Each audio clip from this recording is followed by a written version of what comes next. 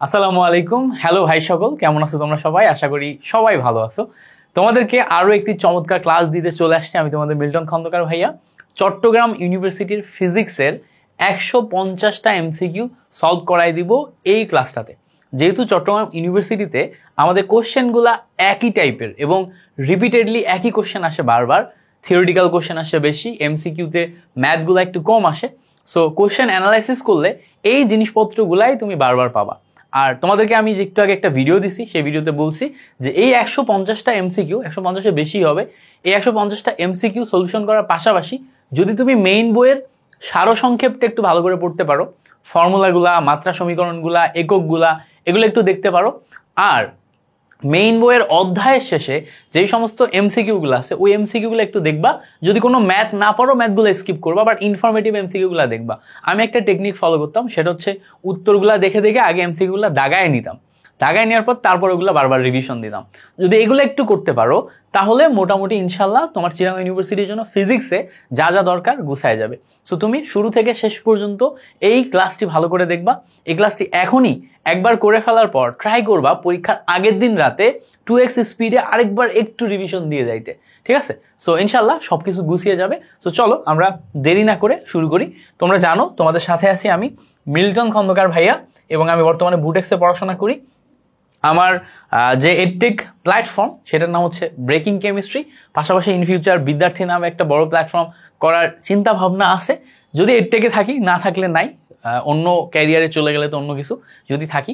So তোমরা অবশ্যই আমাদের ব্রেকিং কেমিস্ট্রি টেলিগ্রাম চ্যানেলটাতে জয়েন করবা, ব্রেকিং কেমিস্ট্রি ফেসবুক গ্রুপে জয়েন করবা। তোমাদের সাথে ইনশাল্লাহ লং টার্মে অনেক কিছু করার চিন্তা ভাবনা আছে। সো ভাইয়া তোমাদের জন্য ফ্রি এত কিছু দিচ্ছে, তোমরা জাস্ট এই দুইটা কাজ করো, কেমন? চলো আমরা দেরি না করে শুরু করি। দেখো, প্রথম কয়েকটা এমসিকিউ একটু ঘোলা আছে, এটার বেসিক কোশ্চেন ব্যাংকেই ঘোলা ছিল। সো প্রশ্ন বুঝতে অসুবিধা হইতে পারে, বাট আমি পড়ে দিচ্ছি, ইনশাল্লাহ তোমরা আমার সাথে সাথে পড়লে বুঝতে পারবা। প্রথম কয়েকটা অল্প, খুব বেশি না। বলছে নিচের কোন সমীকরণটি তরঙ্গ দৈর্ঘ্য এবং দশা এই দুইটার মধ্যে সম্পর্ক প্রকাশ করে? এই সেম এমসিকিউ 3-4 বার আসছে। সো আমরা একটু ফর্মুলাটা মনে রাখবো। আমাদের ফর্মুলা হচ্ছে দশা পার্থক্য। দেখো ফর্মুলাটা কি? ফর্মুলাটা হচ্ছে দশা পার্থক্য ইকুয়ালস টু 2π/λ ইন্টু পদ পার্থক্য। এই হচ্ছে আমাদের ফর্মুলা। দেখো এই যে ফর্মুলাটা, এই ফর্মুলাটা যখন আমি প্রথমবার পড়ি কলেজ লাইফে, তখন আমার কলেজের টিচার, উনি হচ্ছে শাহজালাল বিজ্ঞান প্রযুক্তি সাস থেকে পড়াশোনা করছেন, উনি আমাকে বলছিলেন যে এইটা এমন একটা ফর্মুলা যেটা থেকে তুমি অ্যাডমিশন টেস্টে কোথাও না কোথাও এমসিকিউ পাবা। অ্যান্ড ইটস ট্রু, আমি আমার লাইফে পাইছি। এর পরবর্তী প্রত্যেকটা ব্যাচে আসে, তোমার ব্যাচেও তুমি দেখবা যে কয়টা জায়গায় পরীক্ষা দিছো কোথাও না কোথাও পেয়ে গেছো, সামনে কোথাও না কোথাও পাবা। সো এটা হচ্ছে দশা পার্থক্য ইকুয়ালস টু 2π/λ ইন্টু পদ পার্থক্য, এইটা। সো এই জায়গাতে আমাদের মনে রাখার বিষয় হচ্ছে, খেয়াল করো, এইটা আমরা সবাই একটু গুলাই ফেলি। দশাকে ডেল দিয়ে প্রকাশ করা হয় আর পদকে এক্স দিয়ে প্রকাশ করা হয়। পার্থক্য মানে কি? পার্থক্য মানে কিন্তু ডেল ডেল এরকম, equals to 2π/λ into del X. কখনো কখনো এভাবেও প্রকাশ করা হয়। সো এইটা আমাদের মনে রাখতে হবে। এখন আমাদের বিভিন্ন সময় কখনো দশার পরিমাণ দিয়ে পদ বের করতে বলবে, কখনো পদের পরিমাণ দিয়ে দশা বের করতে বলবে। যেটা বের করতে বলবে এই ফর্মুলাটাই, এই যে 2π/λ, এটা জাস্ট উল্টিয়ে দিয়ে ঘুরাই দিলেই আমাদের উত্তর মিলে যাবে। সামনে বেশ কয়েকটা এমসিকিউ আসবে, সো আমরা সেই জায়গাগুলোতে দেখবো। এখানে আমরা এই ফর্মুলাটা যে মনে রাখতে হবে সেটা তোমাদেরকে বলে দিলাম। ফর্মুলাটা অবশ্যই মনে রাখবা, কেমন?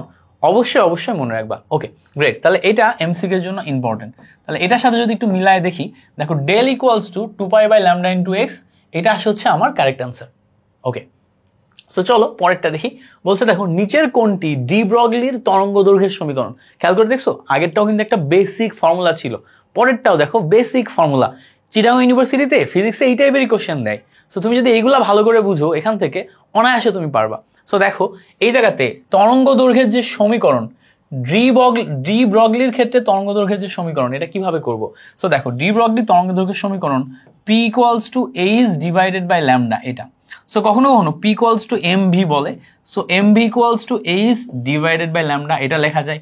বা কখনো কখনো lambda equals to H by P বা lambda equals to H by M V, এতগুলা ফরম্যাটে তুমি এই সেম ডি ব্রগলির ইকুয়েশন দেখতে পারো। সো আমাদের যখনই ডি ব্রগলির ইকুয়েশন বলবে তখন এগুলার ভিতর কোনটা আছে সেটা খুঁজতে হবে। খেয়াল করে দেখো, lambda equals to H by P এইটা আছে, সো অপশন এ আসে আমার এখানে কারেক্ট আনসার। ঠিক আছে, অপশন এ আসে। সো যখন আমাদের এই কোশ্চেনটাই সাস্টে দিবে, এটা থেকেই সাস্টে কোশ্চেন দেয়, তখন কিন্তু ক্যালকুলেটর দিয়ে আমাদের এখানে হিসাব করতে বলবে।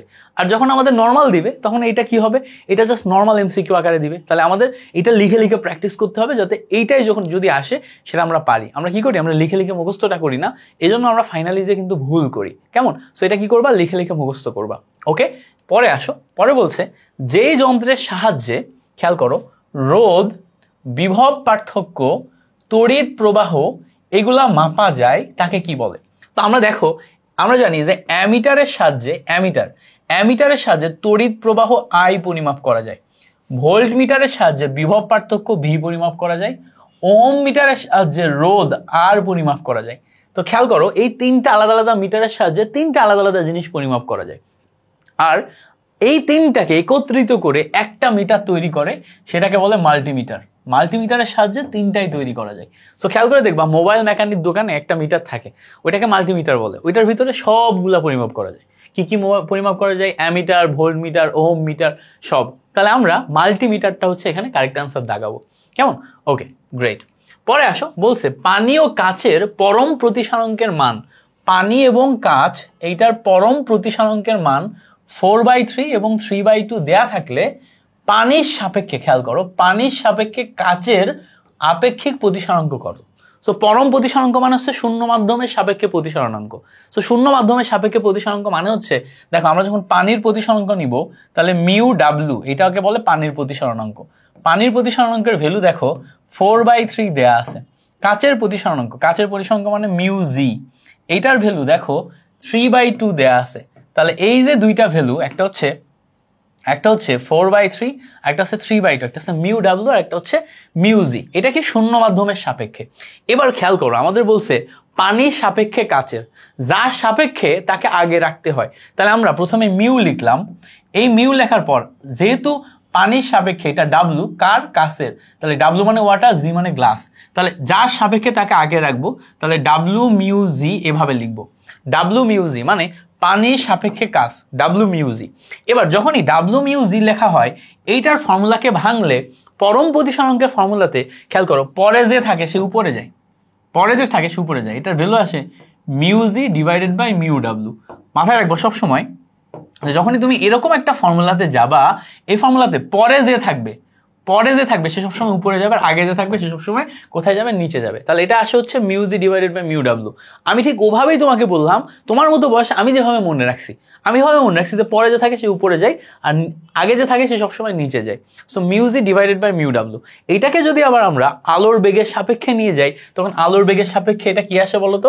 তখন আবার সামনেরটা উপরে আসে, CW divided by CG।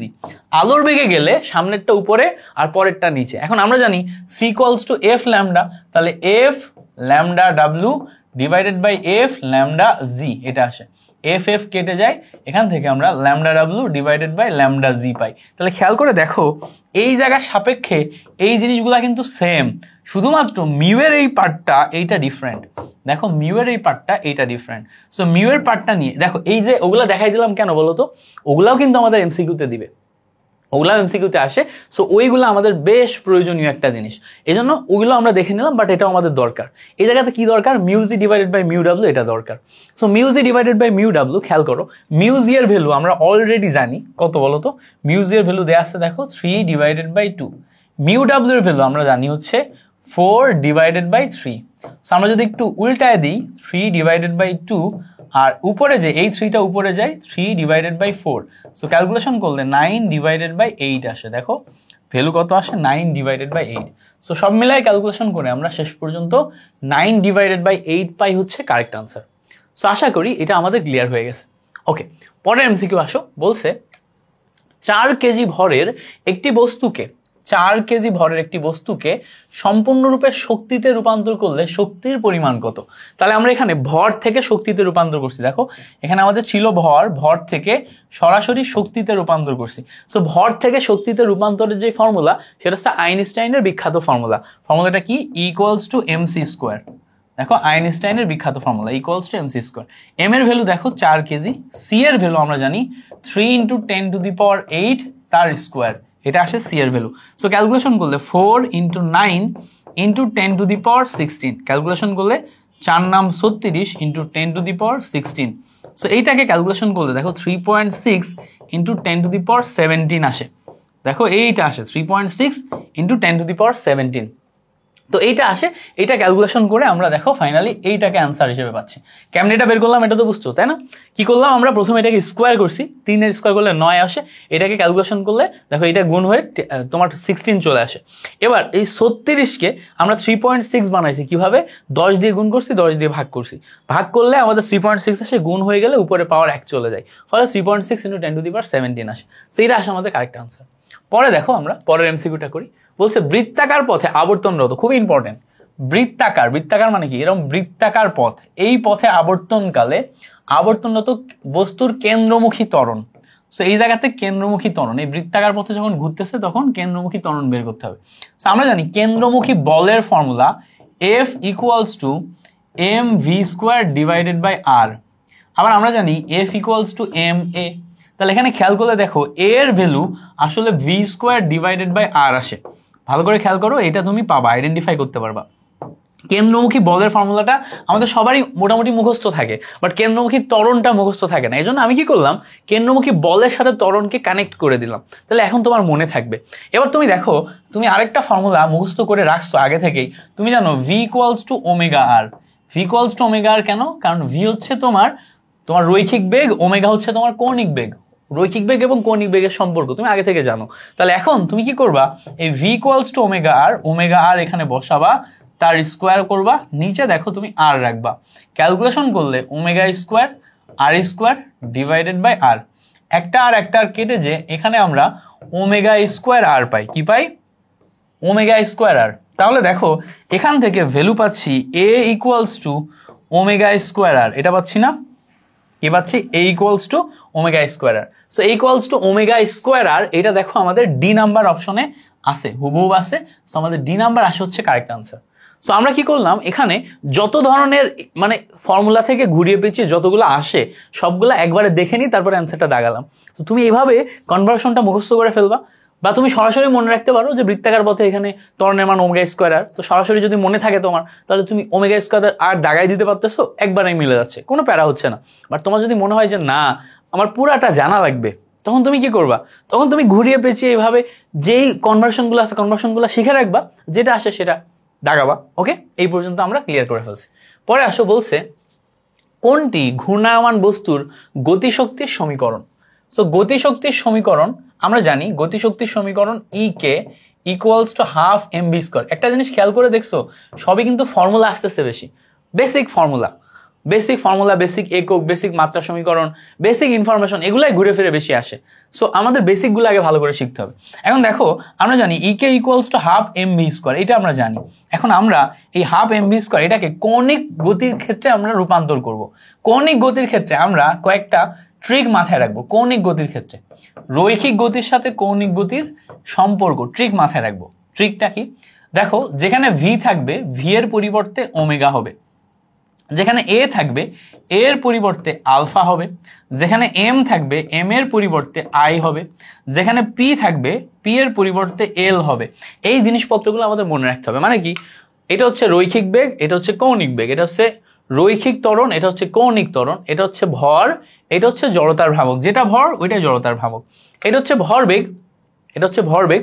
So ভরবেগের, আর এটা হচ্ছে কৌণিক ভরবেগ, এল হচ্ছে কৌণিক ভরবেগ। সো ভরবেগ, কৌণিক ভরবেগ, এই জিনিসপত্রগুলো যদি মনে রাখতে পারো, তাহলে বেসিক তুমি রৈখিক ইকুয়েশনগুলোকে জাস্ট রিপ্লেস করে কৌণিক ইকুয়েশনে কনভার্ট করে ফেলতে পারবা। সো এইটাই হচ্ছে আমাদের ট্রিক। তাহলে আমরা একটু দেখার চেষ্টা করি। এখানে আমাদের হাফ নিলাম, এম হচ্ছে রৈখিক ইকুয়েশনের জন্য, কৌণিকের জন্য কি হবে? আই হবে, তাই না? ভি হচ্ছে রৈখিক ইকুয়েশনের জন্য, কৌণিকের জন্য কি হবে? ওমেগা হবে, তাহলে ω²।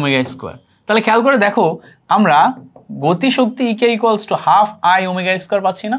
খেয়াল করে দেখো, ইকে বা K equals to half I omega square, একদম হুবহুব মিলে যাচ্ছে, দেখছো?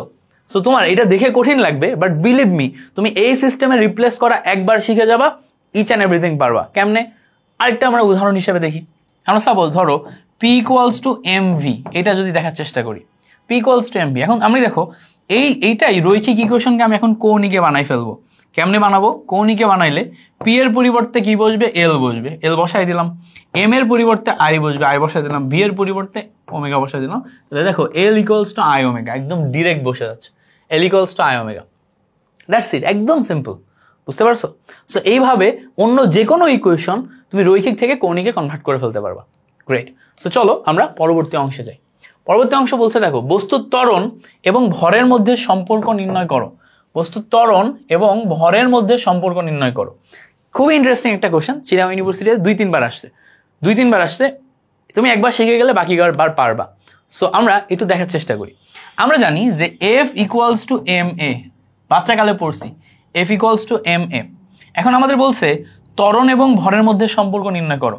তার মানে এই ইকুয়েশনে এফ যেই বলটা আছে, এই বলটাকে আমরা ধ্রুবক ধরতে পারি, সো এই বলটাকে যদি ধ্রুবক ধরি তাহলে A equals to F divided by M.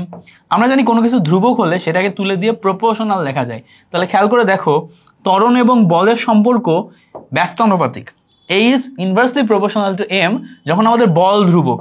একটা কিন্তু শর্ত আছে এখানে, এমনি এমনি হবে না, বল ধ্রুবক হইতে হবে। সো বল ধ্রুবক শর্তে A is inversely proportional to M, মাথায় রাখবা।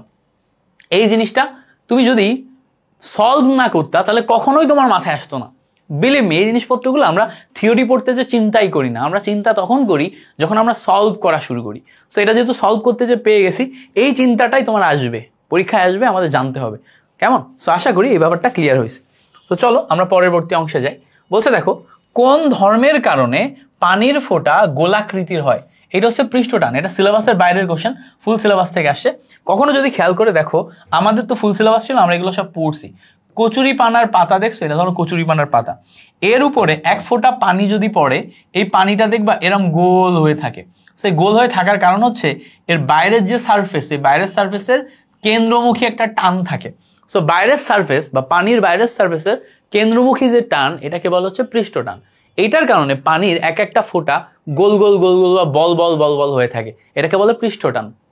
ঠিক আছে? সো পৃষ্ঠটান নিয়ে তো তোমরা ডিটেল কিছু জানো না, সো বেশি কিছু জানার দরকার নেই, জাস্ট এই এমসিকিউটা দেখে নিলেই হচ্ছে। সো আমরা এখান থেকে শিখলাম যে পৃষ্ঠটানের কারণে পানির ফোঁটা গোলাকৃতির হয়। ওকে, পরবর্তীতে দেখো বলছে একটি সেকেন্ড দোলকের কার্যকরী দৈর্ঘ্য কত? খেয়াল করো, একটা সেকেন্ড দোলকের কার্যকরী দৈর্ঘ্য আমাদের বের করতে বলছে। মাথায় রাখবা, সেকেন্ড দোলকের কার্যকরী দৈর্ঘ্য হচ্ছে 1 মিটার। এটা কি আসলে 1 মিটার? উত্তর হচ্ছে না, এটাকে 1 মিটার ধরা হয়, বাট রিয়েলিটি হচ্ছে এটা হচ্ছে 0.994 মিটার। কেমনে বলো তো? বলতে পারবা কেউ? চলো আমি তো তোমাদের দেখাই দিই। এইটার বেসিক কাহিনী হচ্ছে, আমরা জানি টি ইকুয়ালস টু 2π√L/g। এটা হচ্ছে আমাদের বেসিক ফর্মুলা। এই ফর্মুলাতে আমাদের এল হচ্ছে কার্যকরী দৈর্ঘ্য। এল কি? এল হচ্ছে কার্যকরী দৈর্ঘ্য। এবার দেখো এখানে আমার বলছে সেকেন্ড দোলক, সেকেন্ড দোলকের পর্যায়কাল হয় হচ্ছে 2 সেকেন্ড। সেকেন্ড দোলকের পর্যায়কাল হচ্ছে 2 সেকেন্ড হয়। 1 সেকেন্ডে যায়, 1 সেকেন্ডে আসে, 1 সেকেন্ডে যায়, 1 সেকেন্ডে আসে, 2 সেকেন্ড হয়। সেখানে তুমি 2 সেকেন্ড লিখলা, 2π রুটের নিচে L/g। দেখো 2 কেটে যায়, কেটে যে তুমি যদি এখান থেকে এই পাইটা এই সাইডে নিয়ে আসতে চাও, তাহলে খেয়াল করো এখানে তোমার 1 ইকুয়ালস টু π² ইন্টু L/g এটা আসে। সো ক্যালকুলেশন করলে আমাদের এখান থেকে L ইকুয়ালস টু ফর্মুলা আসে হচ্ছে g divided by π²। So g divided by π², এটা ক্যালকুলেশন করবা 0.994 মিটার এটা আসবে। ঠিক আছে? সো এটা 1 মিটার ধরা হয় বা 0.994 মিটার ধরা হয়। ক্যালকুলেশনটাও তোমার দেখাই দিলাম যাতে তোমরা আশা করবো এটা ভালো করে পারো।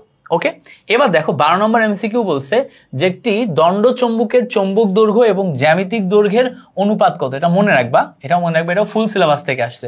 একটা চৌম্বকের চৌম্বক দৈর্ঘ্য, খেয়াল করো, চৌম্বক দৈর্ঘ্য এবং জ্যামিতিক দৈর্ঘ্য দুইটার অনুপাত আসে হচ্ছে 0.85। এটা ফুল সিলেবাস থেকে, আমাদের সময় আমরা এগুলা শিখতাম, চৌম্বকের অনেক কিছু শিখতাম। সো ফুল সিলেবাস থেকে এটা এই রেশিওটা মনে রাখবা, 0.85 আসবে। ঠিক আছে? যেহেতু আমরা ফুল সিলেবাস ডিরেক্ট পড়বো না, তাহলে এমসিকিউ সলভ করার ক্ষেত্রে কিছু কিছু জিনিসপত্র আমরা জাস্ট অ্যাডমিশনে চান্স পাওয়ার জন্য হুবহু মনে রাখার ট্রাই করবো, তার ভিতরে এটা একটা এমসিকিউ যেটা আমাদের মনে রাখতে হবে। ওকে, পরবর্তীতে আসো, আমাদের বলছে একটা অবতল দর্পণের বক্রতার ব্যাসার্ধ 48 সেন্টিমিটার দেয়া আছে। দর্পণটি হতে 24 সেন্টিমিটার দূরে একটি বস্তু রাখা হলে বিম্ব কোথায় গঠিত হবে? তো এখানে তিনটা জিনিস খেয়াল করো। একটা দেয়া আছে বক্রতার ব্যাসার্ধ, তাহলে বক্রতার ব্যাসার্ধ আর, যেটার ভ্যালু 48 সেন্টিমিটার দেয়া।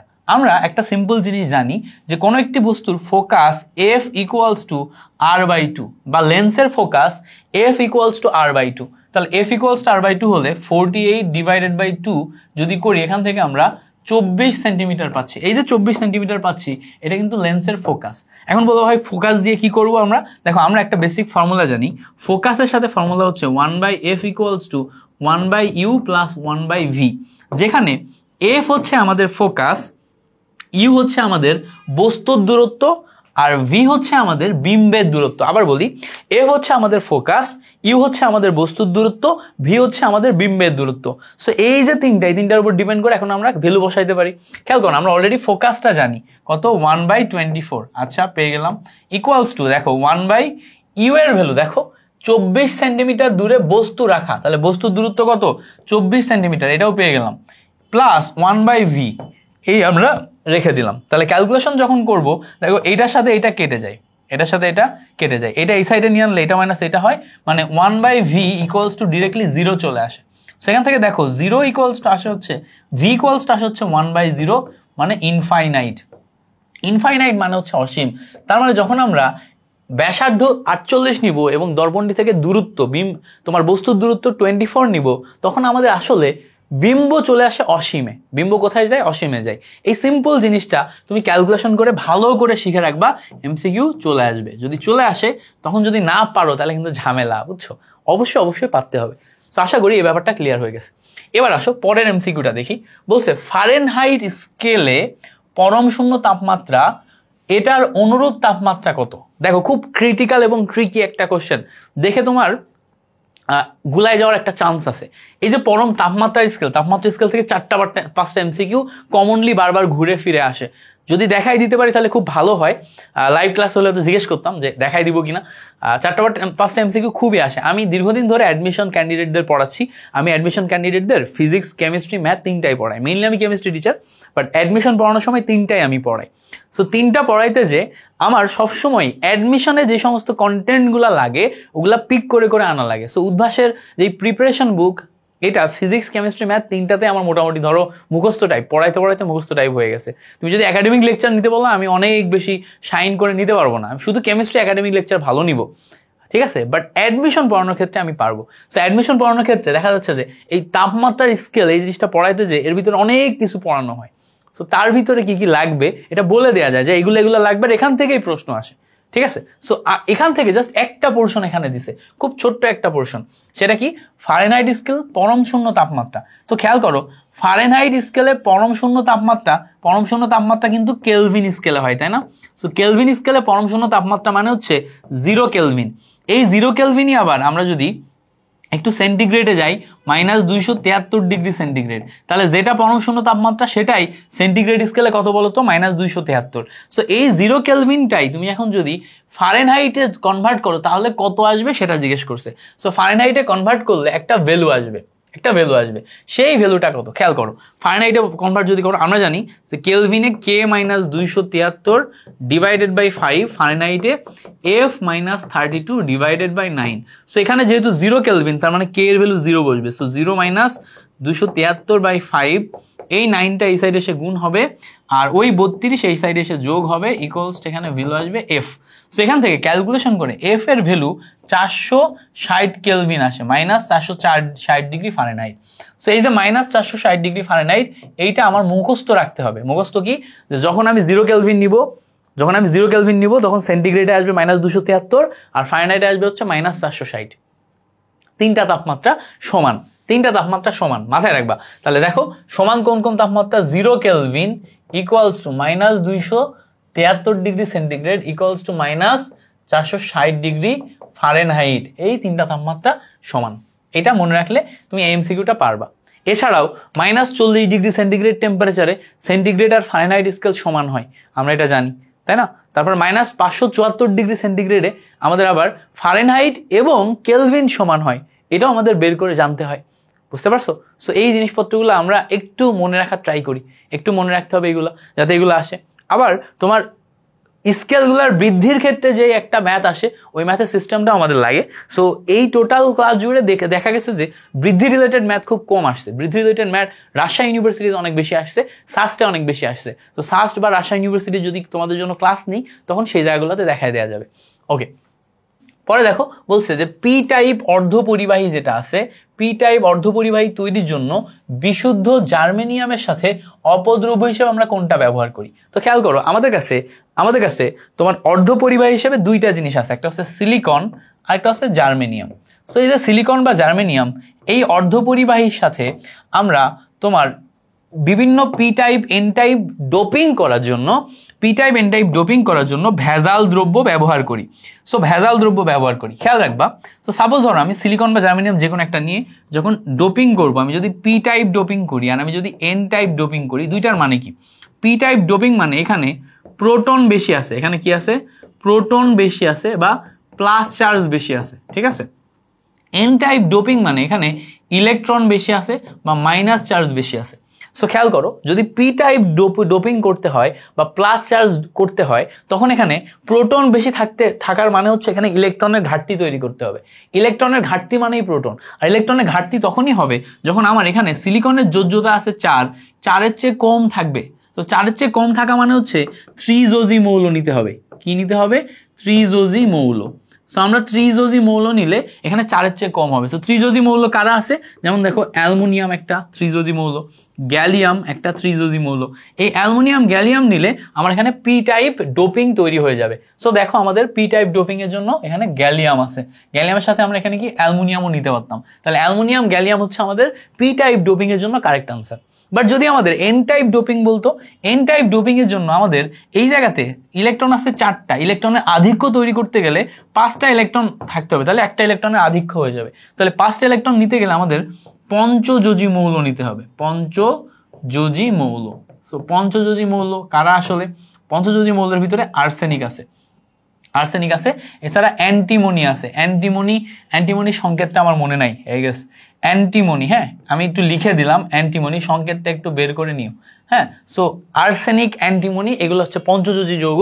এই টাইপের যৌগগুলো যদি আমরা নিই, তখন আমরা সেখানে কি পাই? সেখানে আমরা হচ্ছে এন টাইপ পাই, এন টাইপ ডোপিং পাই। সো আশা করি এই ব্যাপারটা আমাদের একদম ক্লিয়ার হয়েছে, একদম পানির মতো ক্লিয়ার হয়েছে, বুঝতে পারছো? সো এই জায়গা থেকে যদি এমসিকিউ আসে, ভুল করবো? একদম ভুল করা যাবে না।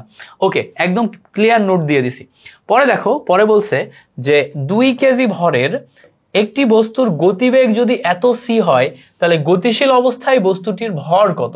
সো আমরা জানি যে কোনো একটি বস্তুর গতিশীল অবস্থায় ভর নির্ণয়ের ফর্মুলা, এটা আধুনিক পদার্থবিজ্ঞান থেকে, m = m0√1 - v²/c²। এটা হচ্ছে আমাদের গতিশীল অবস্থায় ভর। তাহলে গতিশীল অবস্থায় ভর নির্ণয় করতে যাব।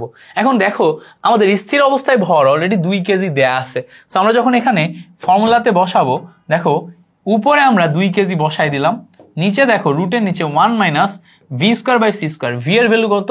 c/3। তাহলে এখানে c² / 9 × c², এটা আসে। সো ক্যালকুলেশন করলে খেয়াল করো, c² × c² কেটে যায়। উপরে দেখো, উপরে আসে হচ্ছে 2, তাহলে রুটের নিচে খেয়াল করো 1 - 1/9, তাহলে এখানে ক্যালকুলেশন করলে ভ্যালু আসে হচ্ছে 8/9। সো এই 9 উপরে উঠে যায়, 2 নিচে চলে আসে। তাহলে এখানে এইটা রুট করো, এটা রুট করতে শিখতে হবে। এগুলো না পারলে কিন্তু তুমি ক্যালকুলেশনে খুব বেশি আগাইতে পারবে না। যেমন 8 কে রুট করলে 2√2 আসে, 9 কে করলে 3 আসে। তাহলে দেখো ক্যালকুলেশন করলে এই 2 আর এই 2 কেটে যায়, এইটা উপরে চলে যায়, যে আমাদের 3/√2 এইটা কিন্তু ভ্যালু আসে। সো 3/√2 এটা ভ্যালু আসে। সেখানে দেখো 3/√2, এই যে ভ্যালুটা আমরা পাইলাম 3/√2 কই? এই যে লাস্টেরটা, এটা না, এটা এই দেখো একই রকম দেখতে, তো ভুল লাগাই ফেলবো। দেখো লাস্টেরটা আমাদের 3/√2, এটা কারেক্ট আনসার। দেখবা এই ধরনের ম্যাথগুলাই তুমি একদম লাস্ট পর্যন্ত বের করছো কারেক্ট, বাট দাগাইছো ভুল। চোখের একটা ঘোলা লেগে যায়, চোখে ঝাপসা দেখে একই টাইপের মনে হয়, বাট জিনিসটা একই টাইপের না। তো এই টাইপের প্রবলেমে তুমি ভুগতে পারো, এই টাইপের প্রবলেমে ভুগবা না, একটু সাবধানতার সাথে দাগাবা। এমসিকিউটাতে দেখো আমি এখনই ভুল করে ফেলছিলাম। পরে আসো বলছে কোনটি এক্স রে এর একক। অবশ্যই মুখস্থ জিনিস, মুখস্থ এমসিকিউ, রঞ্জন হচ্ছে এক্স রে এর একক। এক্স রে সম্পর্কে বিস্তারিত পড়তে গেলে এটা পাবা। এবার বলছে দেখো কোন রঙের আলোর তরঙ্গ দৈর্ঘ্য সবচেয়ে কম। তো খেয়াল করো, তরঙ্গ দৈর্ঘ্য কম মানে কি, এই জায়গাতে আমাদের জিজ্ঞেস করছে ল্যামডা কম মানে ল্যামডা মিনিমাম। এবার আমরা মনে রাখবো বে নি আ শো হো কলা, এই হচ্ছে আমাদের 7টা রং। সো বেতে বেগুনি, হ্যাঁ আমরা এগুলো তো জানি। বেতে বেগুনি, নীল, আসমানি, সবুজ, হলুদ, কমলা, লাল, তাই না, লালতে লাল। তো এই হচ্ছে আমরা মনে রাখবো 7টা রং। এই 7টা রঙের ভিতরে দেখো উপর থেকে নিচে যত যায় তত ল্যামডা ম্যাক্সিমাম হয়, আর উপরে যত থাকে তত ল্যামডা মিনিমাম হয়। তাহলে আমার জিজ্ঞেস করছে তরঙ্গ দৈর্ঘ্য সবচেয়ে কম, তাহলে কি হবে, যে উপরে আছে তার তরঙ্গ দৈর্ঘ্য কম, তাহলে বেগুনির তরঙ্গ দৈর্ঘ্য কম। এইটার কিন্তু আবার অন্য মিনিং আছে। অন্য মিনিং কি দেখো, আমরা যেহেতু জানি যে equals to H divided by lambda, তাহলে ল্যামডা মিনিমাম হওয়া মানে হচ্ছে এনার্জি ম্যাক্সিমাম হওয়া, তাহলে এখান থেকে কিন্তু এনার্জি ম্যাক্সিমাম আসে। আবার বলি ল্যামডা মিনিমাম হওয়া মানে এনার্জি ম্যাক্সিমাম হওয়া। আবার খেয়াল করো nu bar equals to 1 by lambda, lambda minimum হওয়া মানে তরঙ্গ সংখ্যা কিন্তু ম্যাক্সিমাম হওয়া। তাহলে সবসময় যে আমার এখানে তরঙ্গ দৈর্ঘ্য কম জিজ্ঞেস করবে তা কিন্তু না, আমার জিজ্ঞেস করতে পারে তরঙ্গ সংখ্যা কম কিংবা তরঙ্গ সংখ্যা বেশি। যদি তরঙ্গ সংখ্যা বেশি বলে তার মানে তরঙ্গ দৈর্ঘ্য কম বের করতে হবে, তার মানে বেগুনি হবে আমার কারেক্ট অ্যান্সার। যদি তরঙ্গ সংখ্যা বেশি বলে, কম বলে, তখন আমার তরঙ্গ দৈর্ঘ্য বেশি বের করতে হবে, তখন কিন্তু আমার আসবে লাল অ্যান্সার। কারণ কি, লালের তরঙ্গ দৈর্ঘ্য ম্যাক্সিমাম। সো এইভাবে আমাদের চিন্তা করতে পারতে হবে। তাহলে এটা মুখস্থ করার উপায় কি, বেনি আসো কলা। কেমিস্ট্রিতে একটা মুখস্থ করাইছিলাম মনে আছে আগের ক্লাসে, আর এম আই আর, তারপরে ভি ইউভি, তারপর হচ্ছে এক্স রে, তারপরে হচ্ছে আমাদের গামা। এই মুখস্থ করে এটাও সেম ভাবে বুঝাই দিছিলাম, বুঝতে পারছো।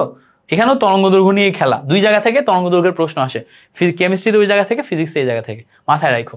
পরে আসো বলছে আমাদের এখানে একটা ভেক্টর এটা দেয়া আছে আর একটা ভেক্টর এটা দেয়া আছে। বলছে যে এ এর মান কত হলে ভেক্টর দ্বয় পরস্পর লম্ব হবে। সো দুইটা ভেক্টর এ ডট বি, এই দুইটা ভেক্টরের ডট গুণন আসে হচ্ছে A B cos theta. A B cos theta আমরা জানি কস 90 ডিগ্রি, এইটার মান হয় হচ্ছে 0, এটার মান হচ্ছে 0। তাহলে দুইটা ভেক্টরের ডট গুণন যদি 0 হয় তাহলে তাদের মধ্যবর্তী অ্যাঙ্গেল আসে হচ্ছে 90 ডিগ্রি। আবার বলি দুইটা ভেক্টরের ডট গুণন যদি 0 হয় তাহলে তাদের মধ্যবর্তী অ্যাঙ্গেল আসে 90 ডিগ্রি। তাহলে 90 ডিগ্রি মানে কি, তারা পরস্পর লম্ব। তাহলে পরস্পর লম্ব বলা মানে হচ্ছে মধ্যবর্তী কোণ 90 ডিগ্রি, আর মধ্যবর্তী কোণ 90 ডিগ্রি হলে ডট গুণনের ক্ষেত্রে 0 আসে। তার মানে এখানে যে দুইটা ভেক্টর আছে এ ভেক্টর এবং বি ভেক্টর, এদের ডট গুণন যদি 0 হয় তাহলেই তারা পরস্পর লম্ব। এখন ডট গুণন 0 হওয়া মানে কি, এইটার সাথে এইটা গুণ, এটা গুণ করলে দেখো এ আসে, এইটার সাথে এইটা গুণ, এটার সাথে এটা গুণ করলে দেখো -4 আসে, equals to 0। So A equals to আমাদের ভ্যালু আসে কত, 4। ইকুয়ালস টু আমাদের ভ্যালু আসে কত, 4। তাহলে দুইটার ডট গুণন 0, তার মানে এ ইকুয়ালস টু ভ্যালু আসে 4। দেখো এখানে কোনো কারেক্ট অ্যান্সার নাই, 4 কিন্তু কোথাও নাই, বুঝতে পারছো, 4 কোথাও নাই। তাহলে এটার কারেক্ট অ্যান্সার নাই, কিন্তু কারেক্ট অ্যান্সার কত, কারেক্ট অ্যান্সার হচ্ছে 4। ওকে, পরে আসো আমাদের পরে এমসিকিউ বলছে সরল দোলন গতিসম্পন্ন কণার স্থিতিশক্তির সমীকরণ বের করো। স্থিতিশক্তির সমীকরণ বের করো। তাহলে এইটার আমরা ক্ষেত্রে কি করব, খেয়াল করো, সরল দোলন গতিসম্পন্ন কণার ক্ষেত্রে বিভিন্ন ধরনের শক্তির সমীকরণ আছে। প্রথম কথা হচ্ছে স্থিতিশক্তির সমীকরণ। স্থিতিশক্তির সমীকরণকে ইপি দিয়ে প্রকাশ করা হয়। এইটার সমীকরণ হচ্ছে ½ kx², এটা হচ্ছে স্থিতিশক্তির সমীকরণ। আচ্ছা, এবার সরল দোলন গতিসম্পন্ন কণার গতিশক্তির সমীকরণ হচ্ছে ½ k a² - x²। তাহলে দেখো একটা হচ্ছে স্থিতিশক্তির সমীকরণ আর একটা হচ্ছে গতিশক্তির সমীকরণ। এবার সরল দোলন গতিসম্পন্ন কণার মোট শক্তির সমীকরণ কি জানো, মোট শক্তির সমীকরণ হচ্ছে ই মানে হচ্ছে ইপি প্লাস ইকে, দুইয়ের সমন্বয়। এখান থেকে আমার ভ্যালু আসে ½ kA²। তাহলে এইটা হচ্ছে আমার মোট শক্তির সমীকরণ, এটা স্থিতিশক্তি, এটা গতিশক্তি। এবার খেয়াল করে দেখো স্থিতিশক্তির সমীকরণের ক্ষেত্রে এই যে পার্টটা আছে না, এই পার্টে আবার কে এর ভ্যালু বসানো যায় কিভাবে, আমরা জানি কে ইকুয়ালস টু ω²m। কই থেকে, ওমেগা ইকুয়ালস টু আমরা ফর্মুলা জানতাম, √এর নিচে k ডিভাইডেড বাই m। এটা জানতাম না, ওমেগা ইকুয়ালস টু রুটের নিচে কে ডিভাইডেড বাই এম। এখান থেকে কে এর ভ্যালু মুখস্থ করে ফেলছি রিভার্স করে। আমি সবসময় উপরেরটা মনে রাখি, সবাই এইটা মনে রাখার ট্রাই করতাম, এটা মনে রাখতাম, ফলে আমার এর জন্য ইজি হইতো। তাহলে K equals to omega square M, এটা যদি বসাই তাহলে দেখো ফর্মুলা আসে half omega square M X square. দেখো তো এইটা এখানে আছে কিনা, এই যে half omega square M X square, omega square M X square, এইটা হুবহু মিলে যাচ্ছে। সো এটা হচ্ছে আমার কারেক্ট আনসার। এইটার ক্ষেত্রেও কিন্তু বের করা যায়, কি বের করা যায়, হাফ কে এর জন্য omega square M A square minus X square. So এখানে যা লিখে দিছি প্রত্যেকটা থেকে এমসিকিউ আসতে পারে, প্রত্যেকটা থেকে এমসিকিউ আসতে পারে। সো প্রত্যেকটা আমাদের এখানে ইম্পর্টেন্ট। সো এই আশা করি এই অংশগুলো তোমাকে রিভিশনে অনেক হেল্প করবে। অনেক ক্ষেত্রে আবার এর সাথে অ্যাডজাস্ট করে দেয়। কি অ্যাডজাস্ট করে দেয়, আমরা দেখো এক্স ইকুয়ালস টু জানি এ কজ ওমেগা টি, এটা জানি না, X equals to A cos omega T. অনেক ক্ষেত্রে এই যে X equals to A cos omega T, A sine omega T, এটা ঢোকায় দেয় দিয়ে গতিশক্তি বিভব শক্তির ভিতরে আবার নতুন ইকুয়েশন নিয়ে চলে আসে। সো অত দূরে আমরা যাচ্ছি না, যেহেতু আমরা নর্মাল এমসিকিউ গুলাই দেখতেছি এবং নর্মাল যেগুলো সেগুলাই দেখতেছি, সেই হিসাবে এই পর্যন্ত এটা আমাদের ক্লিয়ার। ওকে, সো আশা করি এই পর্যন্ত আমরা একদম ক্লিয়ারলি বুঝছি। পরে আসো, পরের এমসিকিউটাই যাই। পরের এমসিকিউ বলছে যে 1 কেজি ভর সম্পন্ন একটি বুলেটকে 400 মিটার পার সেকেন্ড বেগে বন্দুক থেকে ছোড়া হলে এর গতিশক্তি কত। তাহলে খেয়াল করো, বন্দুক থেকে গতিশক্তি বের করতে বলছে। গতিশক্তি বের করার জন্য আমার কিন্তু আলাদা করে কিচ্ছু করা লাগে না। আমাদের গতিশক্তির যে basic formula E K equals to half M V square, এইটা করলেই হয়। তো দেখো বুলেটে আমাদের ভর দেয়া আছে 1, মানে এম এর ভ্যালু 1, গতিবেগ দেয়া আছে 400, তাহলে এখানে আমাদের 400 তার স্কোয়ার আসবে। তাহলে ক্যালকুলেশন করলে হাফ ইন্টু 400 এর স্কোয়ার, 400 মানে হচ্ছে 1600, তাহলে এখান থেকে ক্যালকুলেশন করলে 800 জুল আসে হচ্ছে আমাদের কারেক্ট আনসার। কত আসে, 800 জুল। আচ্ছা 1600 হবে, সো 1600 800 জুল। দেখো তো 1600 না 16000, 4 4 16, এরপরে 1 2 3 4, 4টা শূন্য, তো 4টা শূন্য হলে তো 1600 হয় না, তখন অবশ্যই 16000 হয়ে যায়। 4টা শূন্য হলে 16000 হয়ে যায়, বা হ্যাঁ 1,60,000 হয়ে যায়, 16,000ও হয় না, 1,60,000 হয়। সো দেখো এখানে 1600 করছি, এইটাই দেখো, এইগুলাই হচ্ছে ভুল ক্যালকুলেশনে। তোমার কাছে মনে হবে যে আমি তো ঠিকই করছি, কিন্তু তুমি কিন্তু ভুল করছো। তুমি কি করছো, 400 এর স্কোয়ার করে 1600 করছো, which is absolutely wrong, absolutely wrong. তাহলে কি হবে, দেখো 4 এর স্কোয়ার করলে 16 হয়, বাট পরে যে দুইটা শূন্য বেড়ে 4টা শূন্য হয়ে যাচ্ছে। এবার দেখো এই 2 এর সাথে এটা কাটলে, 2 এর সাথে এটা কাটলে কত আসে, 2 এর সাথে এটা কাটলে 4 দুগানা 8 দুগানা 16 আসে। 4 দুগানা 16 পরে এখনো কিন্তু আমার 4টা শূন্য থেকে যায়। তো 4টা শূন্য থেকে গেলে এখানে 8 ইন্টু 10 টু দি পাওয়ার 4 আসে হচ্ছে আমার কারেক্ট আনসার। সেখান থেকে আমরা 8 ইন্টু 10 টু দি পাওয়ার 4 পাই, এইটা আসে আমার কারেক্ট আনসার। সো ভুলটা আমাদের এইভাবেই হয়। হ্যাঁ, পরে দেখো আমাদের এখানে একটা জিনিস বলছে একটি তারের ব্যাসার্ধ বৃদ্ধি করা হলে তারটির উপাদানের ইয়ং গুণাঙ্ক। খেয়াল করো, ইয়ং গুণাঙ্কের যে বেসিক ফর্মুলা আমরা জানি যে পীড়ন হচ্ছে ইয়ং গুণাঙ্ক y ইকুয়ালস টু পীড়ন ভাগ বিকৃতি, এটা আসে না। সো আমরা এইটা কই থেকে পাইছি, আমাদের বলছিল যে স্থিতিস্থাপক সীমার মধ্যে পীড়ন বিকৃতির সমানুপাতিক, এবং পীড়ন বিকৃতি সমানুপাতিক, ওখানে সমানুপাতিক চিহ্ন তুলে দিয়ে ইয়ং গুণাঙ্ক আসে। সো পীড়ন এবং বিকৃতি এই দুইটাকে ব্যালেন্স করার জন্য ইয়ং গুণাঙ্ক আসে।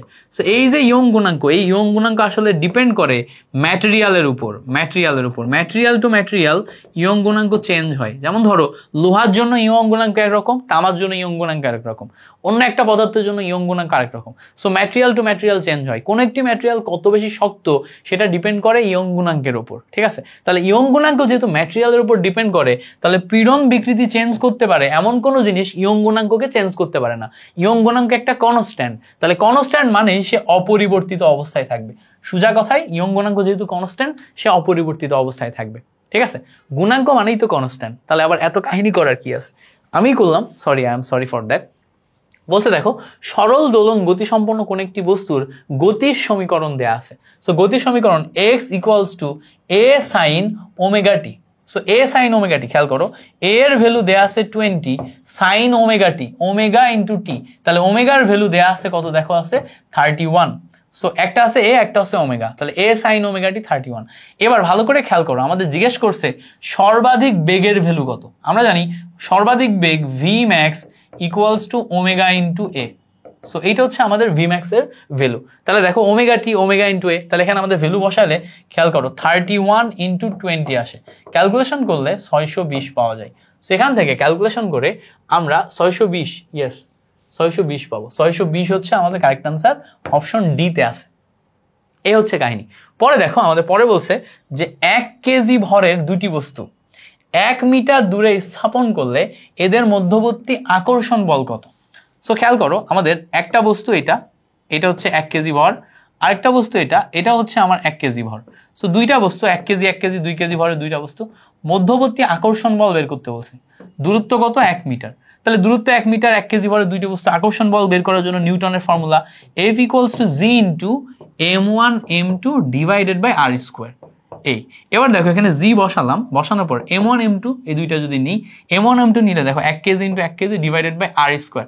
r এর ভ্যালু কত? 1 এর স্কোয়ার। তাহলে ক্যালকুলেশন করলে এটা আসলে জি এর ভ্যালু আসে না, তাহলে এফ আর জি সমান, তার মানে এই জি এর যে ভ্যালু ওইটাই আমাদের নিউটনে আসবে। জি এর ভ্যালু কত? জি এর ভ্যালু হচ্ছে 6.673 × 10⁻11। তাহলে এখান থেকে আমরা ভ্যালু পাই 6.673 × 10⁻11 নিউটন।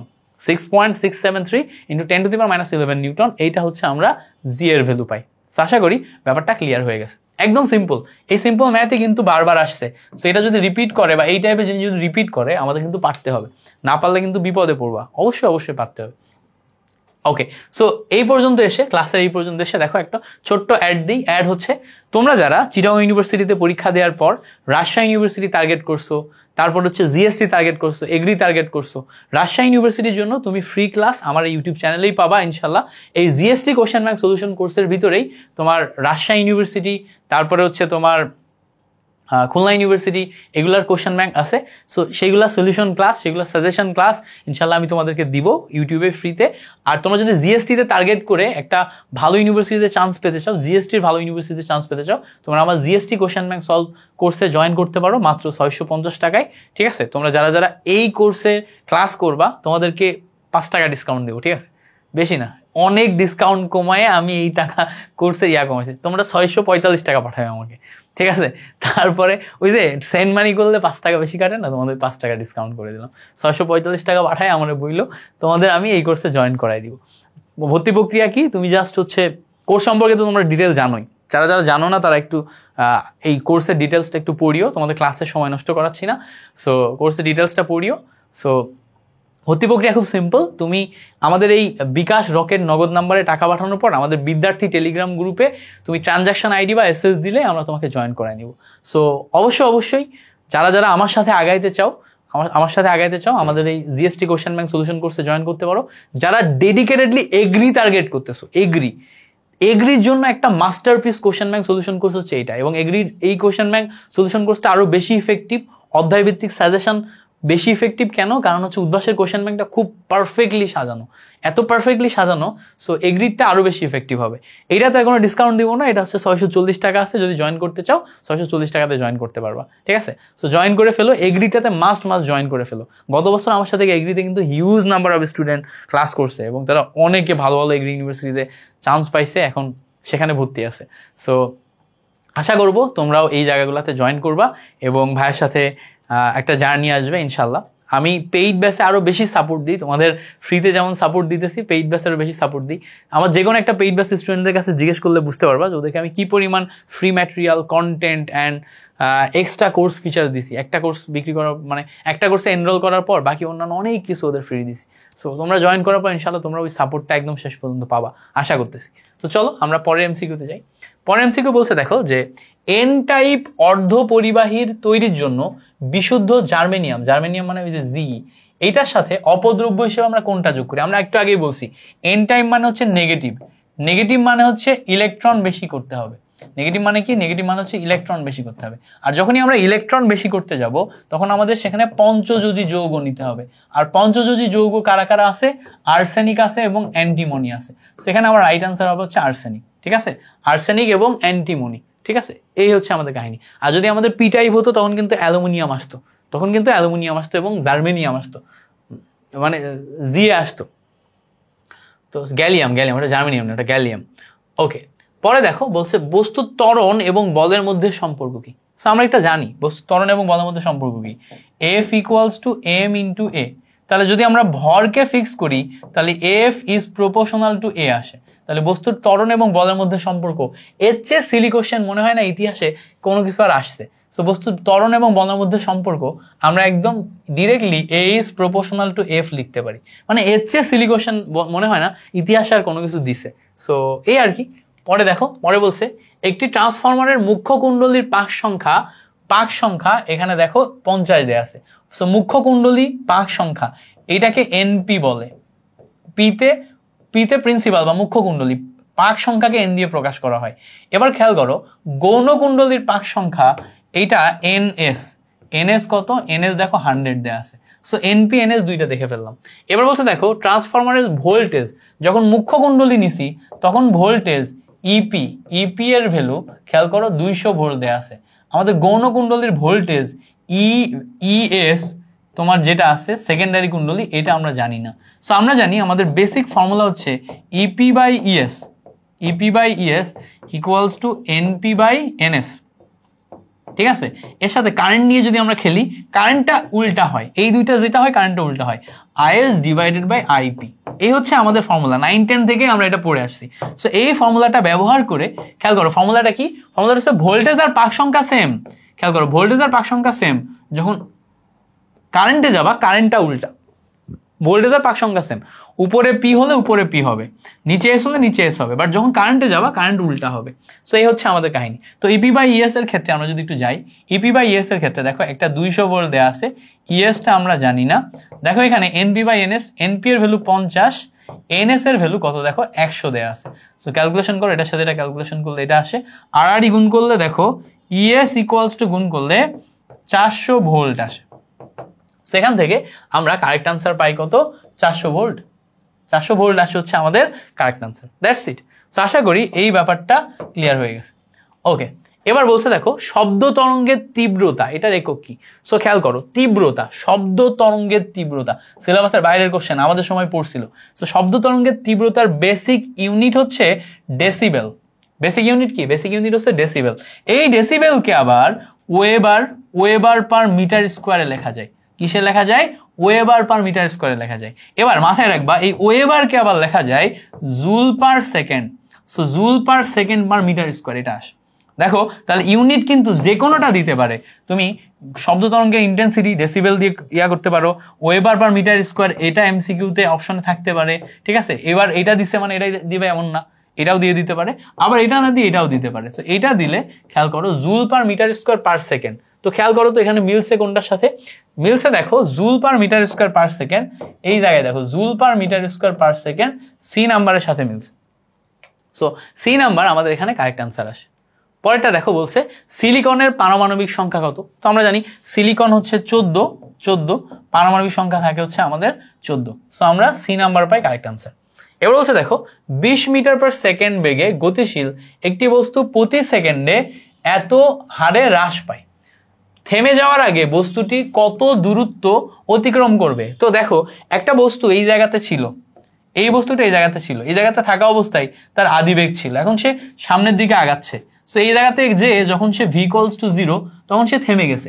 এখন থেমে যাওয়ার আগে সে মাঝখানে এই দূরত্বটা পার করছে না, সে মাঝখানে এই দূরত্ব পার করছে। এখন এই জায়গাতে যাওয়ার ক্ষেত্রে সে একটা নির্দিষ্ট ত্বরণে গেছে, এখানে যেহেতু থেমে গেছে তাহলে এই ত্বরণটা হবে হচ্ছে মন্দন। ত্বরণটা কি? ত্বরণটা আসলে মন্দন। সো এই জন্য আমরা এখানে কিন্তু একটা ফর্মুলা পাবো, এস বের করার জন্য ফর্মুলা পাবো। ফর্মুলা কি? V square equals to U square plus 2as।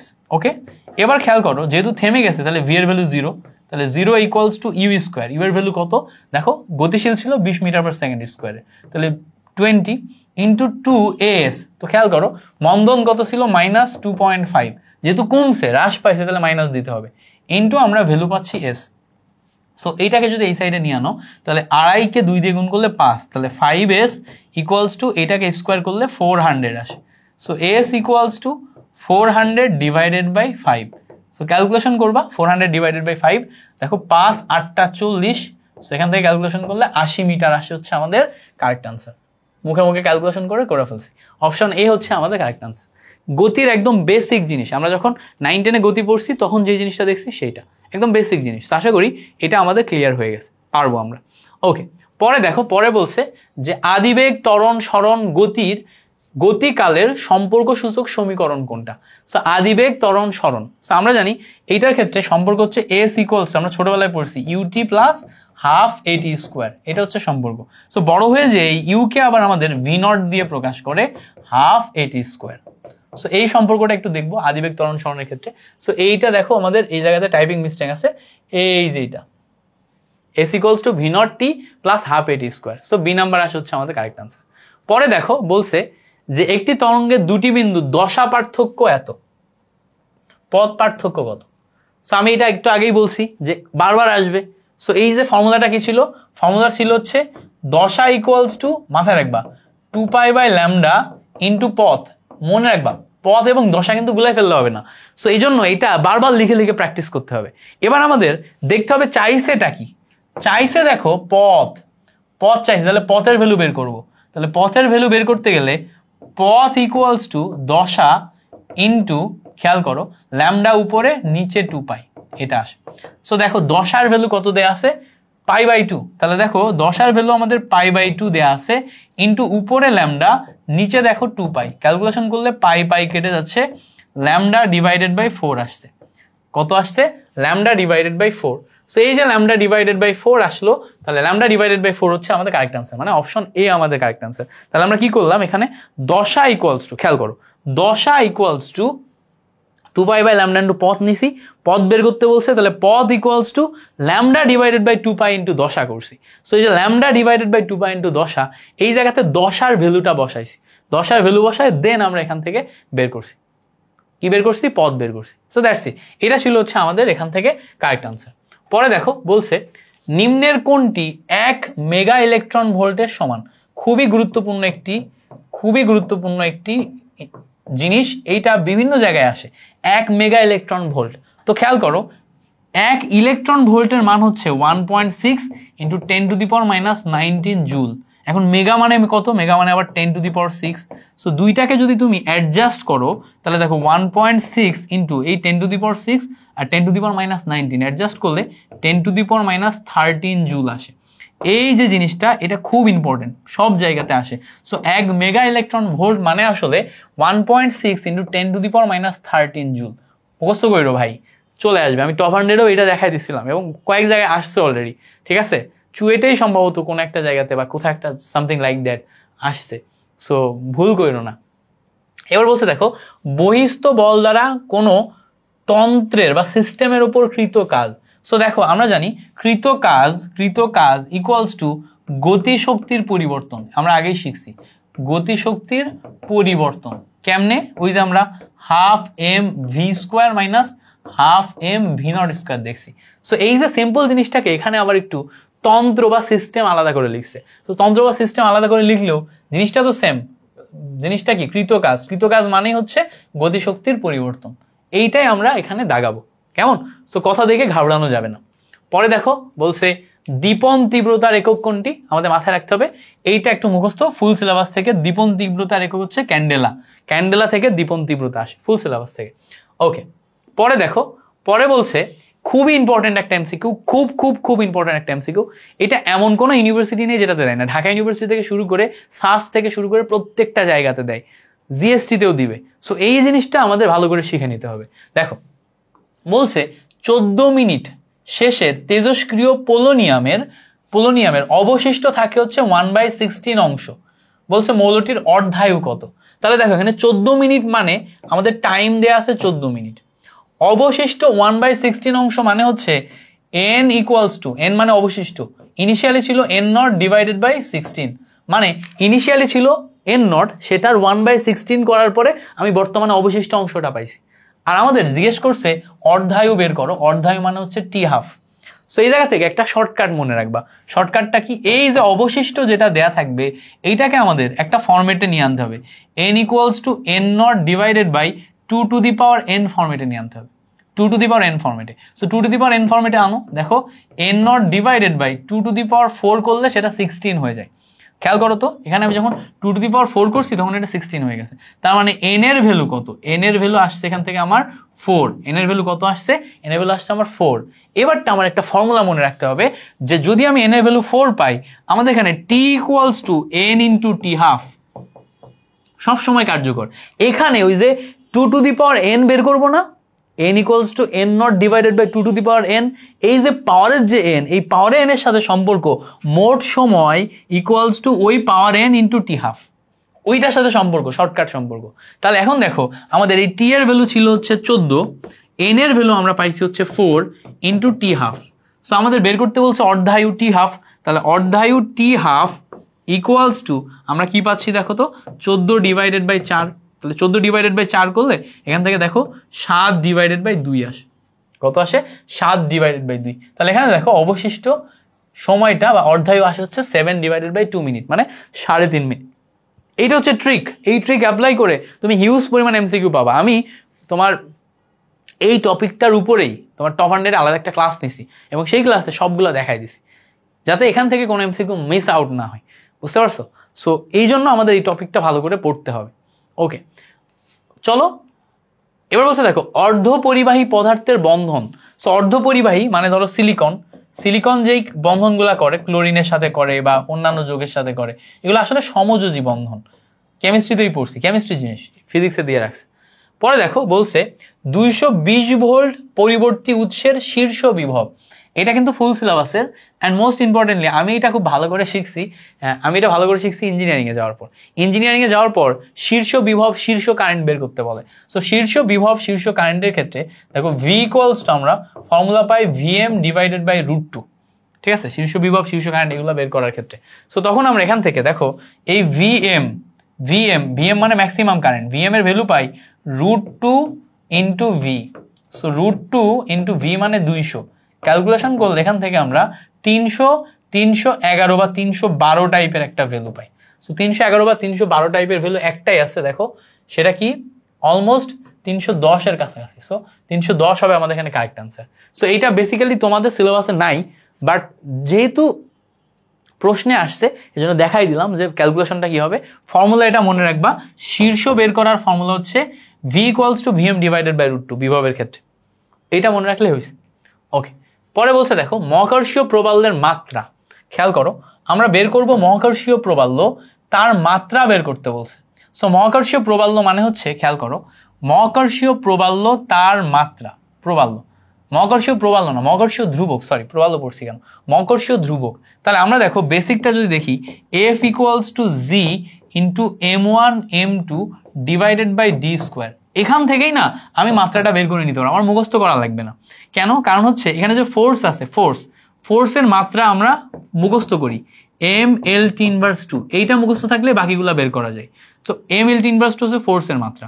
So আমরা যদি একটু বোঝার চেষ্টা করি, জি এর ভ্যালু যখন আমি বের করবো, এই জি এর ভ্যালু, তখন দেখো এফ ইন্টু ডি স্কোয়ার যাবে উপরে, নিচে যাবে m1 ইন্টু m2। এবার মাত্রাগুলা বসাও। ফোর্সের জন্য mLT ইনভার্স 2 বসবে, ডি স্কোয়ার মানে কি, ডি মানে হচ্ছে তোমার হচ্ছে দূরত্ব, তাহলে লেন্থের স্কোয়ার বসবে, ডিভাইডেড বাই m1 m2 মানে কি দুইটা মাস, তাহলে m স্কোয়ার বসবে। এখন তুমি কাটাকাটি করো, কাটাকাটি করলে দেখো am একটা m কেটে যাচ্ছে, নিচে একটা m থাকে, এই নিচের m উপরে গেলে m ইনভার্স, তারপর t ইনভার্স 2 ইনটু দেখো al আর al, তিনটা l, তাহলে l কিউব চলে আসে। তাহলে দেখো আলটিমেটলি আমরা পাই হচ্ছে l cube m inverse t inverse 2। খেয়াল করো, l cube m inverse t inverse 2। তো এখান থেকে আমরা মিলাচ্ছি, মিলায়ে দেখো l cube m inverse t inverse 2, l cube, আচ্ছা l cube m inverse t inverse 2, B number দেখো একদম হুবহু মিলতেছে। তাহলে বি নাম্বার আমাদের কারেক্ট আনসার আসে। সো বুঝতে পারছো জিনিসটা কেমনে করতে হয়, এভাবে স্টেপ বাই স্টেপ করতে হয়। সো আশা করি এটা আমাদের ক্লিয়ার হয়েছে। পরে দেখো বলছে ফোকাস দূরত্ব, এফ ফোকাস দূরত্ব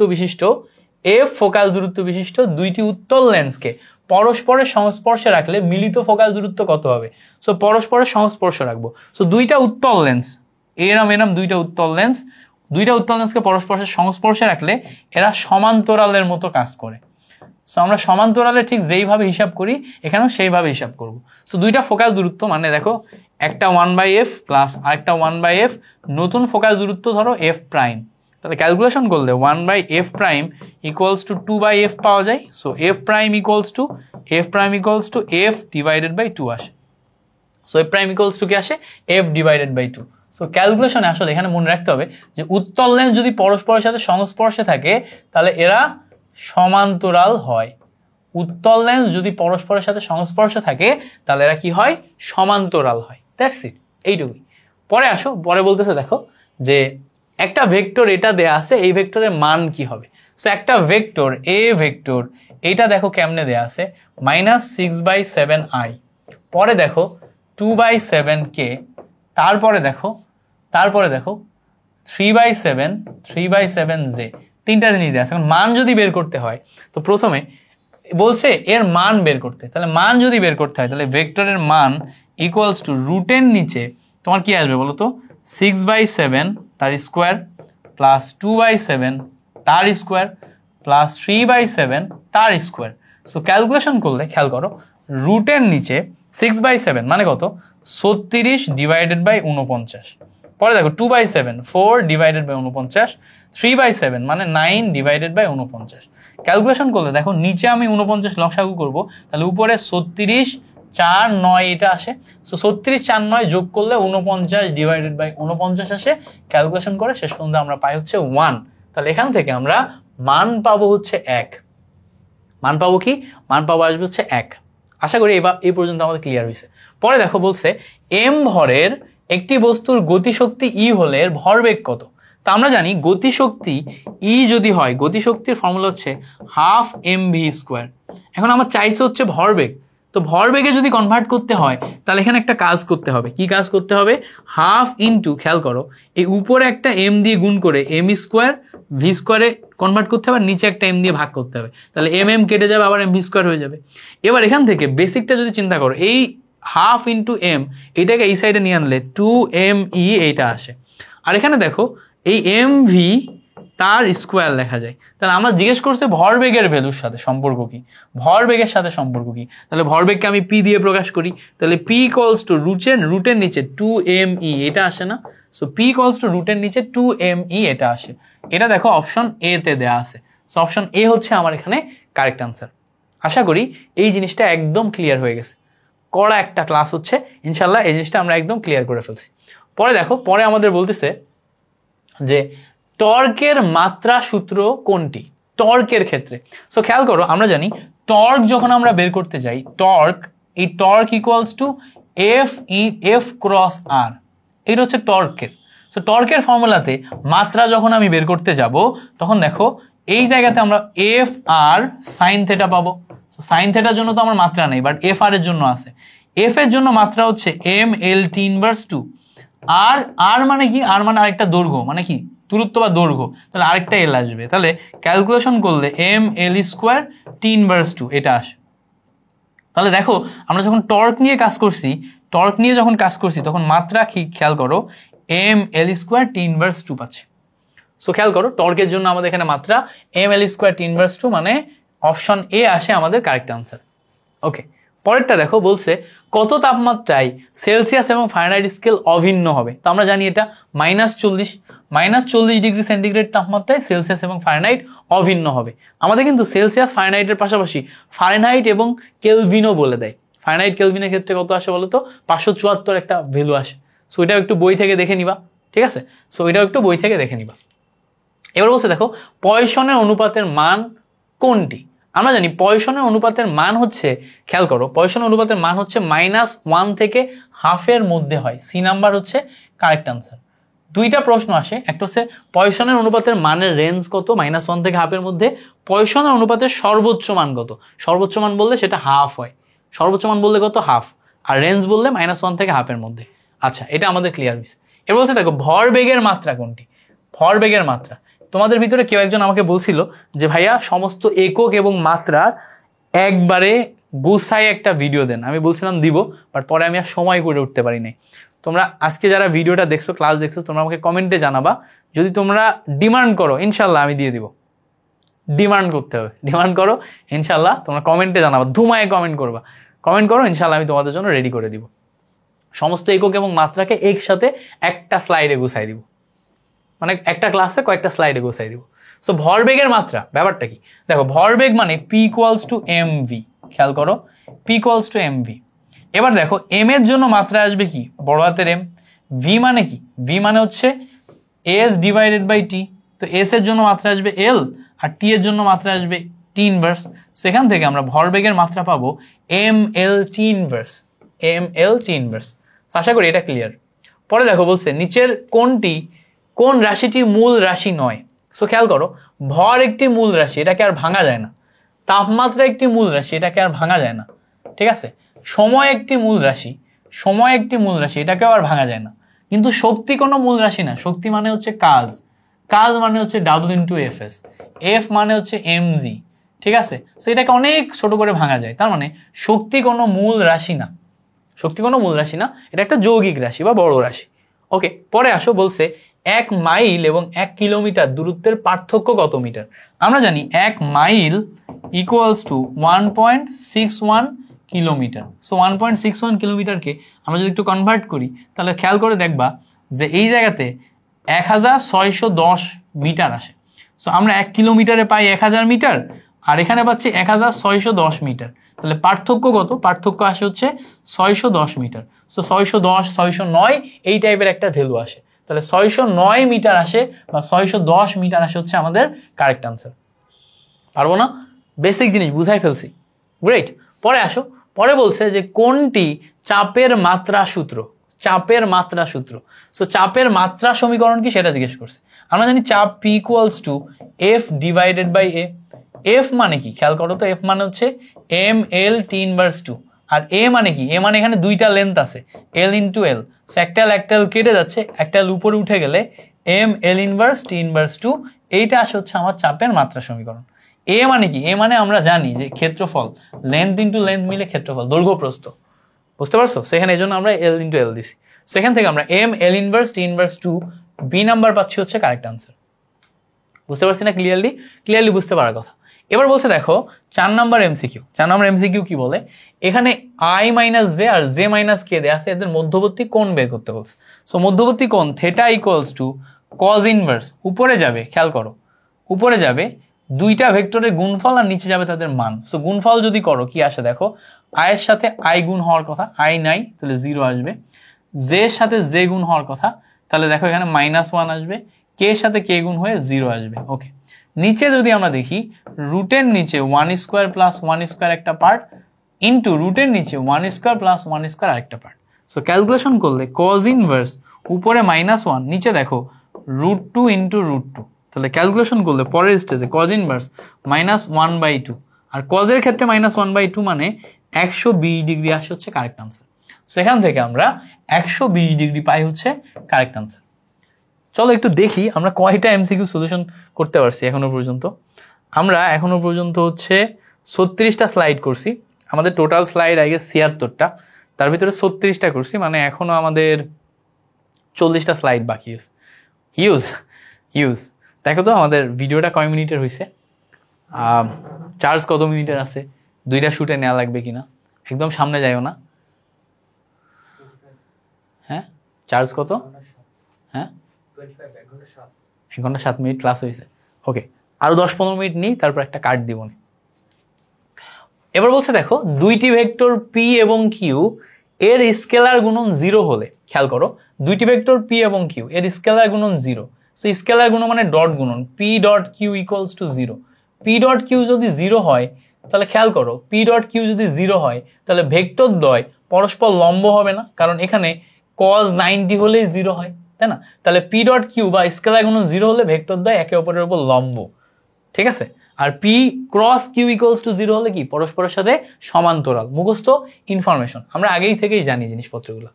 পরে দেখো বলছে একটি বস্তু জড়তার ভ্রামক নির্ভর করে, জড়তার ভ্রামক মানে কি আই ইকুয়ালস টু আমরা জানি এম আর স্কোয়ার। তাহলে জড়তার ভ্রামক দেখো বস্তুর ভরের ওপর নির্ভর করে আর আর এর ওপর নির্ভর করে। আর মানে কি, আর মানে দেখো ঘূর্ণন অক্ষ, তাহলে ভর এবং ঘূর্ণন অক্ষ এই দুইটার উপর নির্ভর করে, বুঝতে পারছো? সো এইভাবে জিনিসপত্রগুলো অ্যানালাইসিস করে ফর্মুলার সাথে মিলাই নিয়ে ক্যালকুলেশন করতে হবে। পরে বলছে দেখো কেন্দ্রমুখী বল দ্বারা কৃত কাজ, এটা মুখস্থ করবা, কেন্দ্রমুখী বল দ্বারা কৃত কাজ সবসময় 0। এটা ধরো সেন্টার, এ হচ্ছে আমার আর, সো এই আর এর কেন্দ্রমুখী বল, এই কেন্দ্রমুখী বল দ্বারা যে কৃত কাজ, এই কৃত কাজ সবসময় 0। কেন্দ্রমুখী বল দ্বারা কৃত কাজ সবসময় 0। এবার বলছে দেখো জি এর মান সর্বাধিক কোথায়, মাথায় রাখবা জি এর মান সর্বাধিক। সো খেয়াল করো জি এর মান G equals to G M divided by R square. So R square, তার মানে খেয়াল করো আর এর সাথে জি এর মান ব্যস্তানুপাতিক, আর বাড়লে জি কমবে, আর কমলে জি বাড়বে। আর এর সাথে জি এর মান কি ব্যস্তানুপাতিক। এবার খেয়াল করো আর এর মান মিনিমাম হচ্ছে কোথায়, আর এর মান মিনিমাম মেরু অঞ্চলে। সো মেরু অঞ্চলে আর এর মান মিনিমাম হইলে তাহলে জি এর মান কোথায় কি হবে বলতো, ম্যাক্স হবে না? বিষুবীয় অঞ্চলে আর এর মান ম্যাক্সিমাম। তাহলে খেয়াল করো মেরু অঞ্চলে আর এর মান মিনিমাম হয়, জি এর মান ম্যাক্সিমাম, তাহলে জি এর মান সর্বাধিক চাইছে, তার মানে মেরু অঞ্চল হবে কারেক্ট অ্যান্সার। মেরু অঞ্চলে আর এর মান মিনিমাম। বুঝতে পারছো? লজিক দিয়ে স্টেপ বাই স্টেপ কাজ করতে হবে, তাহলে তুমি পারবা। পরে আসো, বলছে পৃথিবীর ভর এম এবং ব্যাসার্ধ যদি আর হয় তাহলে জি ডিভাইডেড বাই জি এটার অনুপাত কি হবে? এখন আমরা জানি G equals to G M divided by R square, এটা খুব পপুলার প্রশ্ন, আরো কয়েক জায়গায় আসছে। এখন আমাদের বের করতে বলছে G divided by G. So G divided by G যদি নিই, তাহলে খেয়াল করো জি ডিভাইডেড বাই জি যদি নিই, এদিকে পাই M divided by R square, M divided by R square. So G divided by G নিছি, M divided by R square, B number হচ্ছে আমাদের কারেক্ট আনসার। গ্রেট। পরে বলছে দেখো যেসব তরল কাঁচকে ভেজায় না তাদের স্পর্শকোণ কত? খেয়াল রাখবা যদি স্পর্শকোণ 90 এর চেয়ে বেশি হয়, 90 এর বেশি হয় তাহলে ভেজাবে না, আর যদি 90 এর কম হয় তখন ভেজাবে। ঠিক আছে, 90 এর কম হলে ভেজাবে, ঠিক আছে, আর 90 এর বেশি হলে ভেজাবে না, মাথায় রাখতে হবে। সো যদি আমাদের স্পর্শকোণ, এটা আবারও সিলেবাসের বাইরের কোশ্চেন, 90 এর বেশি হলে কি হবে? ভেজাবে না। তাহলে ভেজাবে না বলছে, তার মানে কি 90 এর বেশি, তাই না? 90 এর চেয়ে বড় এটা, আর যদি ভেজাই তাহলে 90 এর চেয়ে ছোট, মাথায় রাখতে হবে। সো আবার কখনো কখনো 90 এর চেয়ে বড় জিনিসটাকে 90 এর চেয়ে বড় না বলে এইটাকে বলবে হচ্ছে স্থূলকোণ। স্থূলকোণ মানে হচ্ছে 90 এর চেয়ে বড়, সূক্ষ্মকোণ মানে 90 এর চেয়ে ছোট। ওকে, এবার বলছে দেখো দৃশ্যমান আলোক রশ্মির ক্ষেত্রে কোন তরঙ্গ দৈর্ঘ্যটি সবচেয়ে কম? এটা আমরা দেখে আসছি, বেনি আসো কলা একটু আগে দেখে আসছি। তো সেই ক্ষেত্রে বেনির ক্ষেত্রে তরঙ্গ দৈর্ঘ্য সবচেয়ে কম হয়। বেনি মানে কি? বেনি মানে হচ্ছে বেগুনি। সো কারেক্ট আনসার বেগুনি। এবার বলছে দেখো শূন্য মাধ্যমে প্রতিসারণাঙ্ক কত? খেয়াল রাখবা এই যে রিফ্লেক্টিং ইন্ডেক্স মিউ, এটা যদি কোনো মাধ্যম না নাও বা এয়ার মাধ্যম বা শূন্য মাধ্যম নাও, তখন এর ভ্যালু আসে 1। মুখস্থ করতে হয়, এটাকে ধরে নিয়ে আমরা ক্যালকুলেশন করি, তাহলে এটার ভ্যালু আসবে বি নাম্বার বা 1। পরে আসো, বলছে দুইটি সংলগ্ন সুস্পন্দন বিন্দু এর মধ্যবর্তী দূরত্ব কত? কথাটা খুবই গুরুত্বপূর্ণ, এইটা খুবই আসে। হ্যাঁ, খেয়াল করো আমরা যদি একটা তরঙ্গ দেখি, এই তরঙ্গের পথটা, গতিপথটা চিন্তা করো, এইভাবে এইভাবে এইভাবে গতিপথ যায় না? সো দেখো তুমি যদি এই তরঙ্গের তরঙ্গ দৈর্ঘ্য দেখো, তাহলে দেখবা এই পিক থেকে এই পিক মধ্যবর্তী দূরত্ব হচ্ছে ল্যামডা। আবার খেয়াল করো এই পয়েন্ট থেকে এই পয়েন্ট, এদের মধ্যবর্তী দূরত্ব হচ্ছে ল্যামডা। সো এই পিক থেকে এই পিক অথবা এই পিক থেকে এই পিক। এবার খেয়াল করো আমরা যদি দুইটা সুস্পন্দ বিন্দুর মধ্য দেখি, পরপর দুইটা সুস্পন্দ বিন্দু, তাহলে দেখো এইটা একটা সুস্পন্দ বিন্দু, আর ঠিক তারপরে এইটা আরেকটা সুস্পন্দ বিন্দু। ঠিক আছে, এইটা একটা সুস্পন্দ বিন্দু, আর ঠিক তারপরে এইটা আরেকটা সুস্পন্দ বিন্দু। সো দেখো তাহলে দেখো এই সুস্পন্দ বিন্দু আর এই সুস্পন্দ বিন্দু এর মাঝখানে দূরত্ব বের করতে হবে। এখন টোটালটা ল্যামডা, এই ল্যামডা থেকে এই পর্যন্ত যদি আসি তাহলে ল্যামডার অর্ধেক হয়ে যাচ্ছে না? তাহলে এইটা কিন্তু ল্যামডা বাই 2, এইটা হচ্ছে ল্যামডা বাই 2, এখান থেকে এইটুকু ল্যামডা বাই 2, এখান থেকে এইটুকু ল্যামডা বাই 2। তাহলে পরপর দুইটা সুস্পন্দ বিন্দুর মধ্যবর্তী দূরত্ব আসলে আমাদের ল্যামডা বাই 2। তাহলে এখান থেকে কারেক্ট অ্যান্সার কি আসবে? কারেক্ট অ্যান্সার আসবে ল্যামডা বাই 2। এবার খেয়াল করো এখান থেকে এই টোটাল অংশটা কিন্তু ছিল হচ্ছে 2 পাই, কি ছিল 2 পাই। তাহলে এই যেইটুকু ল্যামডা বাই 2 এইটুকু কিন্তু আমাদের পাই হয়। ঠিক আছে, তো আমাদের যদি দূরত্ব না বলে দশা বলতো তখন আমরা কিন্তু আবার পাই নিতাম, মাথায় রাখবা, এটা মাথায় রাখতে হবে। এবার বলছি দেখো ডিউটেরিয়ামে কয়টি নিউট্রন থাকে? সো আমাদের 3টা পরমাণু আছে, একটা হচ্ছে পোট্রিয়াম হাইড্রোজেন 1 1, তারপরে ডিউটেরিয়াম 1 2, তারপর ট্রিটিয়াম 1 3। তাহলে দেখো এটা হচ্ছে ডিউটেরিয়াম, এটা হচ্ছে পোট্রিয়াম, খেয়াল করো এটা হচ্ছে পোট্রিয়াম, এটা ডিউটেরিয়াম, এটা হচ্ছে ট্রিটিয়াম। তো খেয়াল করো এই জায়গাতে আমাদের ভর সংখ্যা একটু দেখো, এই জায়গাতে আমাদের ভর সংখ্যা 1 দেয়া আছে। সো ভর সংখ্যা 1 থেকে যদি আমরা প্রোটন 1 বাদ দিই তাহলে নিউট্রন কত পাই? 0।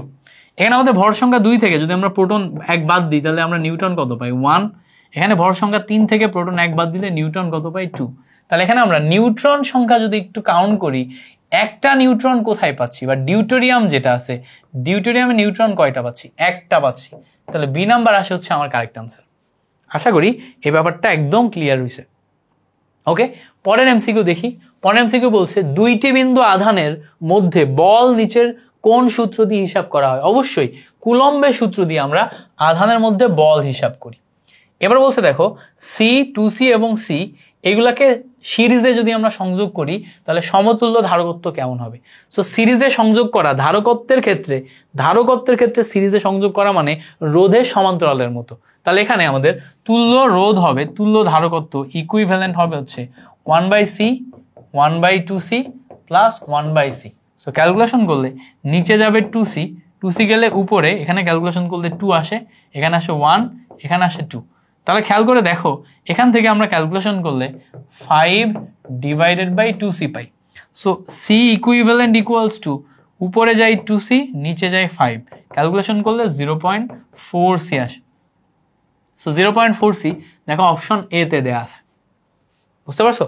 সো এইভাবে আমরা টোটালটা ক্যালকুলেশন করি। পরে আসো বলছে অ্যাংস্ট্রম, এইটার একক কোন রাশির? সো অ্যাংস্ট্রম মানে হচ্ছে, খেয়াল করো 1 অ্যাংস্ট্রম মানে হচ্ছে 10⁻⁻10 মিটার, সেন্টিমিটারে গেলে 10⁻⁻8 সেন্টিমিটার। সো দেখো মিটার সেন্টিমিটার এগুলা সব কিসের? দৈর্ঘ্যের একক না? তাহলে এটা হচ্ছে দৈর্ঘ্য। অ্যাংস্ট্রম কিসের? দৈর্ঘ্যের একক। আবারও দেখো একটা সেম ডোপিং থেকে দিছে, এন টাইপ অর্ধপরিবাহী সংখ্যাগরিষ্ঠ বাহককে, যখন এন টাইপ, এন মানে নেগেটিভ মানে কে? ইলেকট্রন, তাহলে এ নাম্বার হবে আমার কারেক্ট আনসার। এটা কিন্তু আগেই দেখে আসছি। পরে বলছে দেখো শান্ট হলো কোন যন্ত্রের। তো খেয়াল করো আমরা যখন কোনো একটি গ্যালভানোমিটার নিয়ে কাজ করি তখন এর সমান্তরালে একটা স্বল্প মানের রোধ যোগ করা হয়, সমান্তরালে স্বল্প মানের রোধ, এইটাকে বলা হচ্ছে শান্ট। তো দেখো সমান্তরালে নিম্নমানের রোধ, ঠিক আছে, এইটাকে বলে শান্ট, মানে বি নাম্বার অপশন। এবার বলছে দেখো একমুখী প্রবাহের কম্পাঙ্ক কত? ডিসি। দেখো ডিসি প্রবাহের ক্ষেত্রে কোনো কম্পাঙ্ক থাকে না, কম্পাঙ্ক হয় হচ্ছে আমাদের 0, এটা মনে রাখতে হবে। এসি ডিসির পার্থক্য তো এখন ডিটেল পড়াইতে পারবো না, তো এই জন্য অনেক ডিটেল বলতে পারতেছি না, জাস্ট এটা মনে রাখো। তোমার বাংলাদেশে মেবি 60 হার্জের কারেন্ট আসে বা 120 hertz, I am not confirm, 50 হার্জের কারেন্ট আসে বা এই টাইপের কিছু একটা। সো এসি কারেন্টের কম্পাঙ্ক আছে, বাংলাদেশের জন্য আলাদা, ইউএস এর জন্য আলাদা, ঠিক আছে। বাট ডিসি কারেন্টের কোনো কম্পাঙ্ক নাই, ডিসি কারেন্টের কম্পাঙ্ক নাই বলে আমাদের শর্ট করে না, কেমন? এবার বলছে দেখো পি টাইপ অর্ধপরিবাহী তৈরির জন্য বিশুদ্ধ সিলিকনের সাথে অপদ্রব্য কোনটি ব্যবহার করা হয়? পি টাইপ মানে পজিটিভ, মানে 3 যোজিমূলক হইতে হবে। আমরা জানি যে অ্যালুমিনিয়াম এবং গ্যালিয়াম এইগুলা। সো খেয়াল করো এখান থেকে আমরা অ্যালুমিনিয়ামকে কারেক্ট অ্যান্সার হিসেবে দেখাইতে পারছি, বুঝতে পারছো? এন্টিমনিটা কে বলো তো? এন্টিমনি কিন্তু এন টাইপ, এটা কিন্তু পঞ্চযোজী, হ্যাঁ, মাথায় রাখবা। পরে দেখো উচ্চ তড়িৎচালক বলের ধারণা কে দেয়, বা তড়িৎচালক বলের ধারণা দেয় হচ্ছে ফ্যারাডে সূত্র থেকে আমরা তড়িৎচালক বল পাই। পরে বলছে দেখো মোটরের ক্ষমতা এত ওয়াট এত মিনিট হলে এ দ্বারা কৃত কাজের পরিমাণ কত? আমরা জানি কৃত কাজ W = PT। সো যখনই আমি জুলে নিব তখন ওয়াট এবং সেকেন্ডে কনভার্ট করতে হবে। তাহলে পি এর ভ্যালু 16 ওয়াট, অ্যান্ড এখানে টি এর ভ্যালু দেখো 4 মিনিট দেওয়া আছে। 4 মিনিটকে সেকেন্ডে কনভার্ট করো, 1 মিনিটে 60 সেকেন্ড। সো ক্যালকুলেশন করো, ক্যালকুলেশন করলে আমরা এখান থেকে পেয়ে যাবো। সো ক্যালকুলেশন করে কত আসবে? ক্যালকুলেশন করে আমাদের এখান থেকে ভ্যালু আই গেস 3840 এটা আসবে। ক্যালকুলেশনটা কইরো, এটা গলাপ আর নিতেছে না, ক্যালকুলেশনটা এটা কইরো, বুঝতে পারছো? পরে আসো, পরে বলছে যে আয়রন নিউক্লিয়াসের 2টা প্রোটন এত দূরত্বে অবস্থান করলে তাদের বৈদ্যুতিক বল কত হবে? সো আয়রন নিউক্লিয়াসের 2টা প্রোটন, তো আমরা একটু যদি দেখার চেষ্টা করি, এখানে F = C × Q1 Q2 / R² হচ্ছে আমাদের ফর্মুলা। সেখানে দেখো C এর ভ্যালু 9 × 10⁹। এবার 2টা প্রোটন বলছে না, খেয়াল রাখবা প্রোটনের ক্ষেত্রে আমাদের চার্জ কত? 1.6 × 10⁻⁻19, দুইটার স্কোয়ার হবে, ডিভাইডেড বাই দূরত্ব কত বলতো? 4 × 10⁻15, তাই না? দূরত্ব হচ্ছে 4 × 10⁻15 তার স্কোয়ার। সো এখান থেকে এইটা ক্যালকুলেশন করে আমাদের বের করতে হবে, বাট এই ক্যালকুলেশনটা তোমার ক্যালকুলেটর ছাড়া হবে না, হ্যাঁ। সো ক্যালকুলেটর ছাড়া হবে না, একটু জটিল ক্যালকুলেশন আমি দেখছি। তো এইটা একটু মনে রাখবা, যেহেতু একবার আসছে আবার চলে আসতে পারে। সো যদি আবার চলে আসে তাহলে যাতে পারো। তো আমরা কি কি মনে রাখবো? নিউক্লিয়াসে প্রোটন এবং দূরত্ব এটা দেয়া আছে, যদি এটা থাকে তাহলে অ্যান্সার হবে 14.4। এটা মনে রাখা কোনো ব্যাপারই না। পরীক্ষার আগের দিন আমার এই ভিডিওটা দেখে যাবা, তাহলে পরীক্ষার দিন চলে আসলে হুবহুব পারবা। কত আসবে অ্যান্সার? 14.4। হ্যাঁ, এটা একটু মনে রাখো। আমাদের ভ্যালু কত কত দেয়া আছে? প্রথম কথা প্রোটন, আর দূরত্ব দেয়া আছে হচ্ছে 4 × 10⁻⁻15। এই দুইটা দেয়া থাকলেই কিন্তু 14.4 হবে। এইভাবে না মেইন ভ্যালুগুলাকে লিখে লিখে মনে রাখা যায়। আমার এটা একটা শর্টকাট টেকনিক, আমি এই কাজ করি। চুরি বুদ্ধি তোমাদের ভিতর অনেকেই করতে পারো, যারা পছন্দ করতেছো না চুরি বুদ্ধি এরকম, তারা অ্যাভয়েড করতে পারো, কোনো সমস্যা নেই। যা মানুষ ভেদে ডিফারেন্ট। সো ডিফারেন্ট মানুষ, ডিফারেন্ট স্ট্র্যাটেজি, ডিফারেন্ট টেকনিক ব্যবহার করে সে লাইফে ভালো করলে হয়েছে। এর চেয়ে বেশি কি আর দরকার? আর কিছু দরকার আছে? দরকার নাই। পরে বলছে দেখো, ওহমের সূত্র নিচের কোনটির ক্ষেত্রে প্রযোজ্য নয়? সো ওহমের সূত্র দিয়ে আমরা রোধ বের করতে পারি। সো রোধ বের করতে পারি, দেখো আমরা দিক পরিবর্তী প্রবাহ, এখানে রোধ কারেন্ট বের করতে পারি, পরিবাহীর ক্ষেত্রে বের করতে পারি, তাপমাত্রা পরিবর্তনশীল পরিবাহী সেটার ক্ষেত্রে বের করতে পারি। বাট অর্ধ পরিবাহী যারা আছে এটার ক্ষেত্রে রোধের ওহমের সূত্র খাটে না। তাহলে প্রযোজ্য নয় কোনটার ক্ষেত্রে? ওহমের সূত্রের ক্ষেত্রে। পরে বলছে দেখো, কোনটি আলফা কণা? আলফা কণা মানে হচ্ছে হিলিয়াম 2+ এর যে নিউক্লিয়াস, এটা আলফা কণা। বাট হিলিয়াম 2+ নিউক্লিয়াসে 2টা প্রোটন 4টা নিউট্রন কিন্তু থাকে, ইলেকট্রন 2টা সে ছেড়ে দেয়। তাহলে এটা দেখো Ac242+, এটা হচ্ছে আমাদের আলফা কণা। খুবই ইম্পর্টেন্ট একটা এমসিকিউ চলে আসবে, যদি চলে আসে অবশ্যই দাগাবা। এবার হচ্ছে দেখো, মিটার ব্রিজ কোন নীতি অনুসরণ করে কাজ করে? হুইটস্টোন ব্রিজ অনুসরণ করে কাজ করে। হুইটস্টোন ব্রিজে P/Q = R/S, এই যে ফর্মুলা আছে, এই হুইটস্টোন ব্রিজের এই ফর্মুলা ব্যবহার করে আমাদের মিটার ব্রিজ কাজ করে। খুবই ভালো হইতো যদি তোমাকে আমি টপ 100 এর এই অংশের ক্লাসটা দেখাই দিতে পারতাম। এখান থেকে সব কিছু দেখাই দিছি শর্টে, তোমার সংক্ষেপে যা যা আমাদের দরকার, অ্যান্ড খুবই গুরুত্বপূর্ণ এগুলা। সো বাকি এখানে যেটা আসছে সেটা তো বলেই দিলাম। তাপগতিবিদ্যার প্রথম সূত্র কোনটা? আমরা জানি প্রথম সূত্র dq = du + dw। এটা হচ্ছে আমাদের তাপগতিবিদ্যার প্রথম সূত্র, dq = du + dw। So dq = du + dw, option A, এটা হয় আমাদের কারেক্ট আনসার। গ্রেট। এবার বলছে দেখো, দশা পার্থক্য পথ পার্থক্যের সম্পর্ক কোনটি? কতবার আসছে দেখছো? আমরা জানি দশা = 2π/λ × পথ। সো এখানে ডেল, এখানেও ডেল দেয়। সো দেখো এখানে আমাদের ডেল = 2π/λ × x, এটা কোন জায়গায় আছে? 2π/λ × x, দেখো এ নাম্বারে আছে। ডেল = 2π/λ × x মুখস্থ করে ফেলো, হ্যাঁ, কোনোভাবে ভুল করো না, তাহলে কিন্তু ঝামেলায় পড়বা।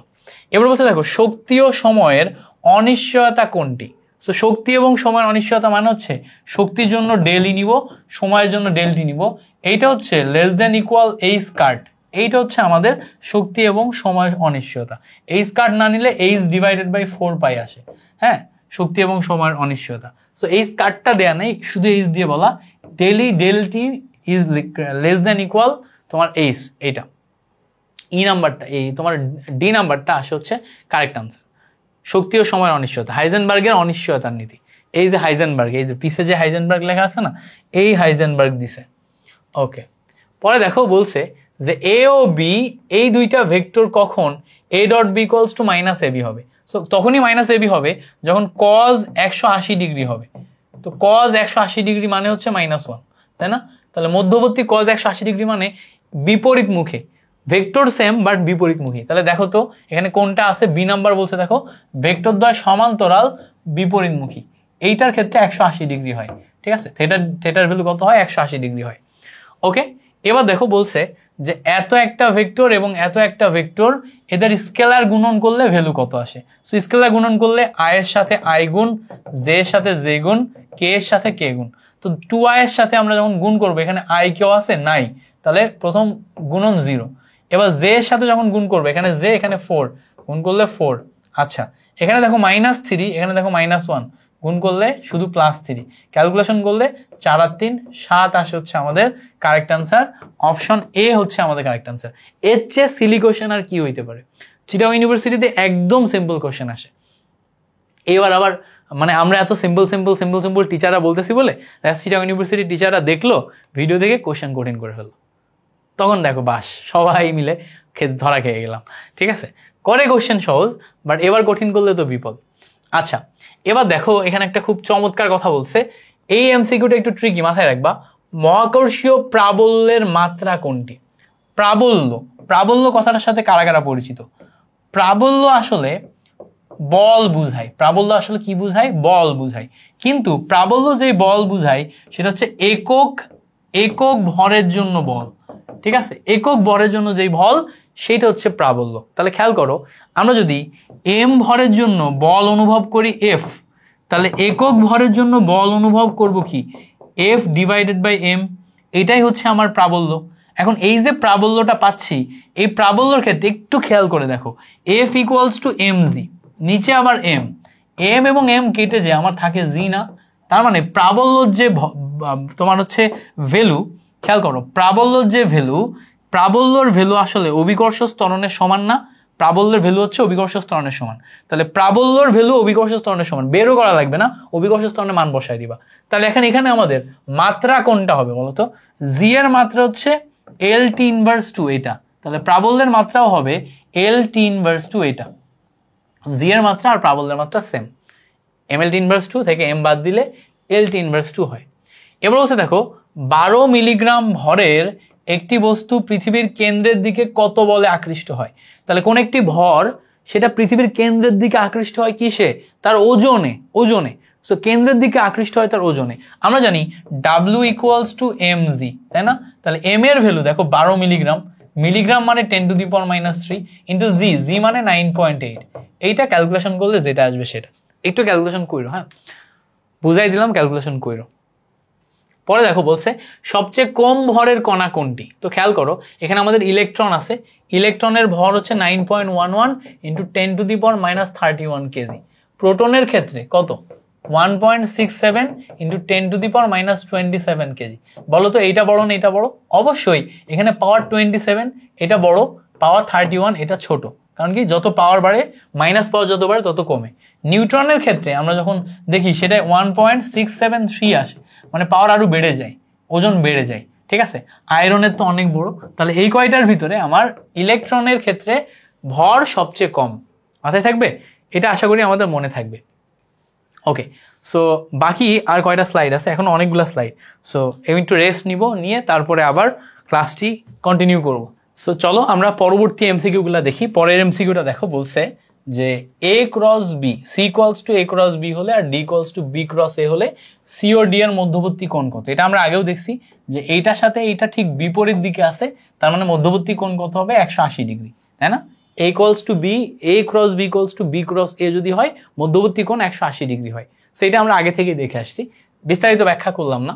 এখানে দেখো A cross B equals to minus B cross A, এইটার মাধ্যমে আমরা এটা নির্ণয় করি। এবার বলছে দেখো টর্কের মাত্রা কোনটি? আগেও দেখে আসছি, টর্কের ক্ষেত্রে আমরা এখানে এফ ইন্টু আর পাই। এফ এর ক্ষেত্রে আমরা জানি হচ্ছে M L T inverse two, R এর ক্ষেত্রে আরেকটা এল আসে, so M L square T inverse two এটা আসে, M L square T inverse two. তার মানে অপশন বি আসে হচ্ছে আমাদের এখানে কারেক্ট আনসার। সো এটা হচ্ছে আমাদের টর্কের ক্ষেত্রে। পরে দেখো বলছে জড়তার ভ্রামকের একক কি? জড়তার ভ্রামকের একক বের করতে বলছে। সো জড়তার ভ্রামক I equals to M R square, এটা আমরা জানি। সো আই এর ক্ষেত্রে I equals to M R square, M এর ক্ষেত্রে এটা আসে হচ্ছে কেজি, আর এর ক্ষেত্রে এটা আসে হচ্ছে মিটার স্কোয়ার। সো জড়তার ভ্রামকের একক পাচ্ছি হচ্ছে আমরা কেজি মিটার স্কোয়ার, তার মানে অপশন ডি আসে হচ্ছে আমাদের কারেক্ট আনসার। এবার দেখো বলছে একটি তরঙ্গের দুই বিন্দুর মধ্যবর্তী দশা পার্থক্য 2π হলে পথ পার্থক্য কত? তাহলে পথ এইটা বের করা লাগবে। তো আমরা জানি হচ্ছে দশা equals to 2π by lambda into পথ। আমি একটাই মনে রাখি বারবার, তাহলে পথ ইকুয়ালস টু কত আসবে? ল্যামডা বাই 2π ইন্টু দশা।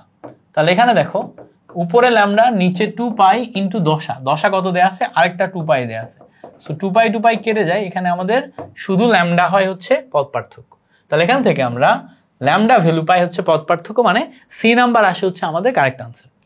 পরে আসো, পরে বলছে একটি সেকেন্ড দোলকের কার্যকরী দৈর্ঘ্য কত? আমি দেখাইছি 0.994, এটা দেখাইছি ওই যে টি ইকুয়ালস টু 2π √L/g দিয়ে আগে দেখা আসছি। সো এটা আরেকবার দেখাচ্ছি না। এবার বলছে দেখো পৃথিবীর পৃষ্ঠ থেকে একটি বস্তুর মুক্তিবেগ কত? এটা আমাদের মনে রাখতে হবে। মুক্তিবেগ হচ্ছে 11.2 kilometre per second, kilometre per second. Just মাথায় রাখবো আমরা পৃথিবীর পৃষ্ঠ থেকে মুক্তিবেগ, এটাই কিন্তু আসে ঘুরে ফিরে। ওকে, এবার বলছে দেখো 10 কেজি ভরের দুটি বলের মধ্যবর্তী অভিকর্ষজ বলের মান কত। ঠিক আছে, এবার এই জায়গাতে এই প্রশ্নটা ভুল আছে, কারণ এখানে কোনো দূরত্ব দেয়া নেই। হ্যাঁ, সো দূরত্ব দেয়া নেই যেহেতু এটা কিন্তু বের করা যাবে না। বাট এটা দেখে আমরা একটা জিনিস বুঝতে পারছি যে অভিকর্ষ বল থেকে কিন্তু বারবারই প্রশ্ন আসে। সো অভিকর্ষ বল F = C × m1 m2 / d², এই যে ফর্মুলাটা আছে, এই ফর্মুলা থেকে আমরা বারবারই প্রশ্ন পাচ্ছি, যেহেতু কুলম্বের সূত্র, মহাকর্ষের নিউটনের সূত্র, এই দুইটা সূত্র থেকে ম্যাথ করতে মানসিকভাবে প্রস্তুত থাকবো। এরপরে বলছে দেখো গ্যাসের গড় মুক্ত পথ এবং তাপমাত্রার মধ্যে সম্পর্ক কি। সো আমরা জানি গ্যাসের গড় মুক্ত পথ ল্যামডা = 1/√2 পাই সিগমা স্কোয়ার n, এটা হচ্ছে আমাদের কিসের ফর্মুলা, ম্যাক্সওয়েলের গ্যাসের গড় মুক্ত পথের ফর্মুলা।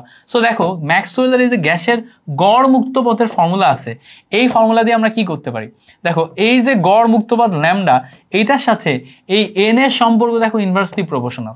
n এর সম্পর্ক মানে n মানে আসলে ঘনত্ব বোঝায়, n মানে একক আয়তনে কতগুলা সংখ্যক অণু আছে। সো একক আয়তনে কতগুলা সংখ্যক অণু আছে এটাই আসলে আমার বুঝাই হচ্ছে ঘনত্ব রো। এবার ভালো করে খেয়াল করো তো, আমরা এখানে একটা ফর্মুলা দেখছিলাম P1 V1/T1 = P2 V2/T2। So এই জায়গাতে আমরা একটা জিনিস দেখছিলাম যে এই V এর সাথে বিপরীত তোমার ইয়া থাকে হচ্ছে ঘনত্ব। So P1 D1T1 = P2 D2, মনে আছে কিনা তোমাদের, D2T2, তাই না? এই জায়গায় আমরা দেখছিলাম। সো D1T1 এর সম্পর্ক, ঘনত্বের যে সম্পর্ক, রো এর সাথে সম্পর্ক তাপমাত্রার ব্যস্তানুপাতিক। তার মানে এই জায়গা থেকে 1/ρ is proportional to T লেখা যায়। তার মানে 1/ρ এর সাথে proportional to T হলে ল্যামডার সাথে T এর সম্পর্ক প্রপোর্শনাল হয়ে যায়। একটু দ্রুত বুঝাইছি, বুঝতে অসুবিধা হইতে পারে, বাট অসুবিধা হইলেও এটা একটু মাথায় রাখবা। কি হচ্ছে যে আমরা দেখতেছি গড় মুক্ত পথের সাথে টি এর সম্পর্ক সমানুপাতিক, কারণ ঘনত্বের সাথে টি এর সম্পর্ক ব্যস্তানুপাতিক। সোজা কথা। এবার ঘনত্বের সাথে আবার গড় মুক্ত পথের সম্পর্ক কি, ব্যস্তানুপাতিক। সো ব্যস্তানুপাতিক, সমানুপাতিক, ব্যস্তানুপাতিক, এই প্যাসপোজ দিয়ে মনে রাখবা একটু, বুঝতে পারছো? সো আশা করি এটা ক্লিয়ার হয়েছে। পরে আসো, পরে বলছে দেখো এক্স রে এইটা তরঙ্গ দৈর্ঘ্য 3 হলে অ্যাংস্ট্রম হলে কম্পাঙ্ক কত। সো আমরা জানি 3 অ্যাংস্ট্রম, এইটার মানে হচ্ছে 3 × 10⁻⁻10 মিটার। ওকে, এবার দেখো কম্পাঙ্ক আমাদের বের করতে বলছে। তাহলে আমরা জানি কম্পাঙ্ক তোমার এখানে খেয়াল করো, আমরা জানি C = ফর্মুলা হচ্ছে F ল্যামডা। তাহলে কম্পাঙ্ক F = C / হবে। C এর ভ্যালু 3 × 10⁸।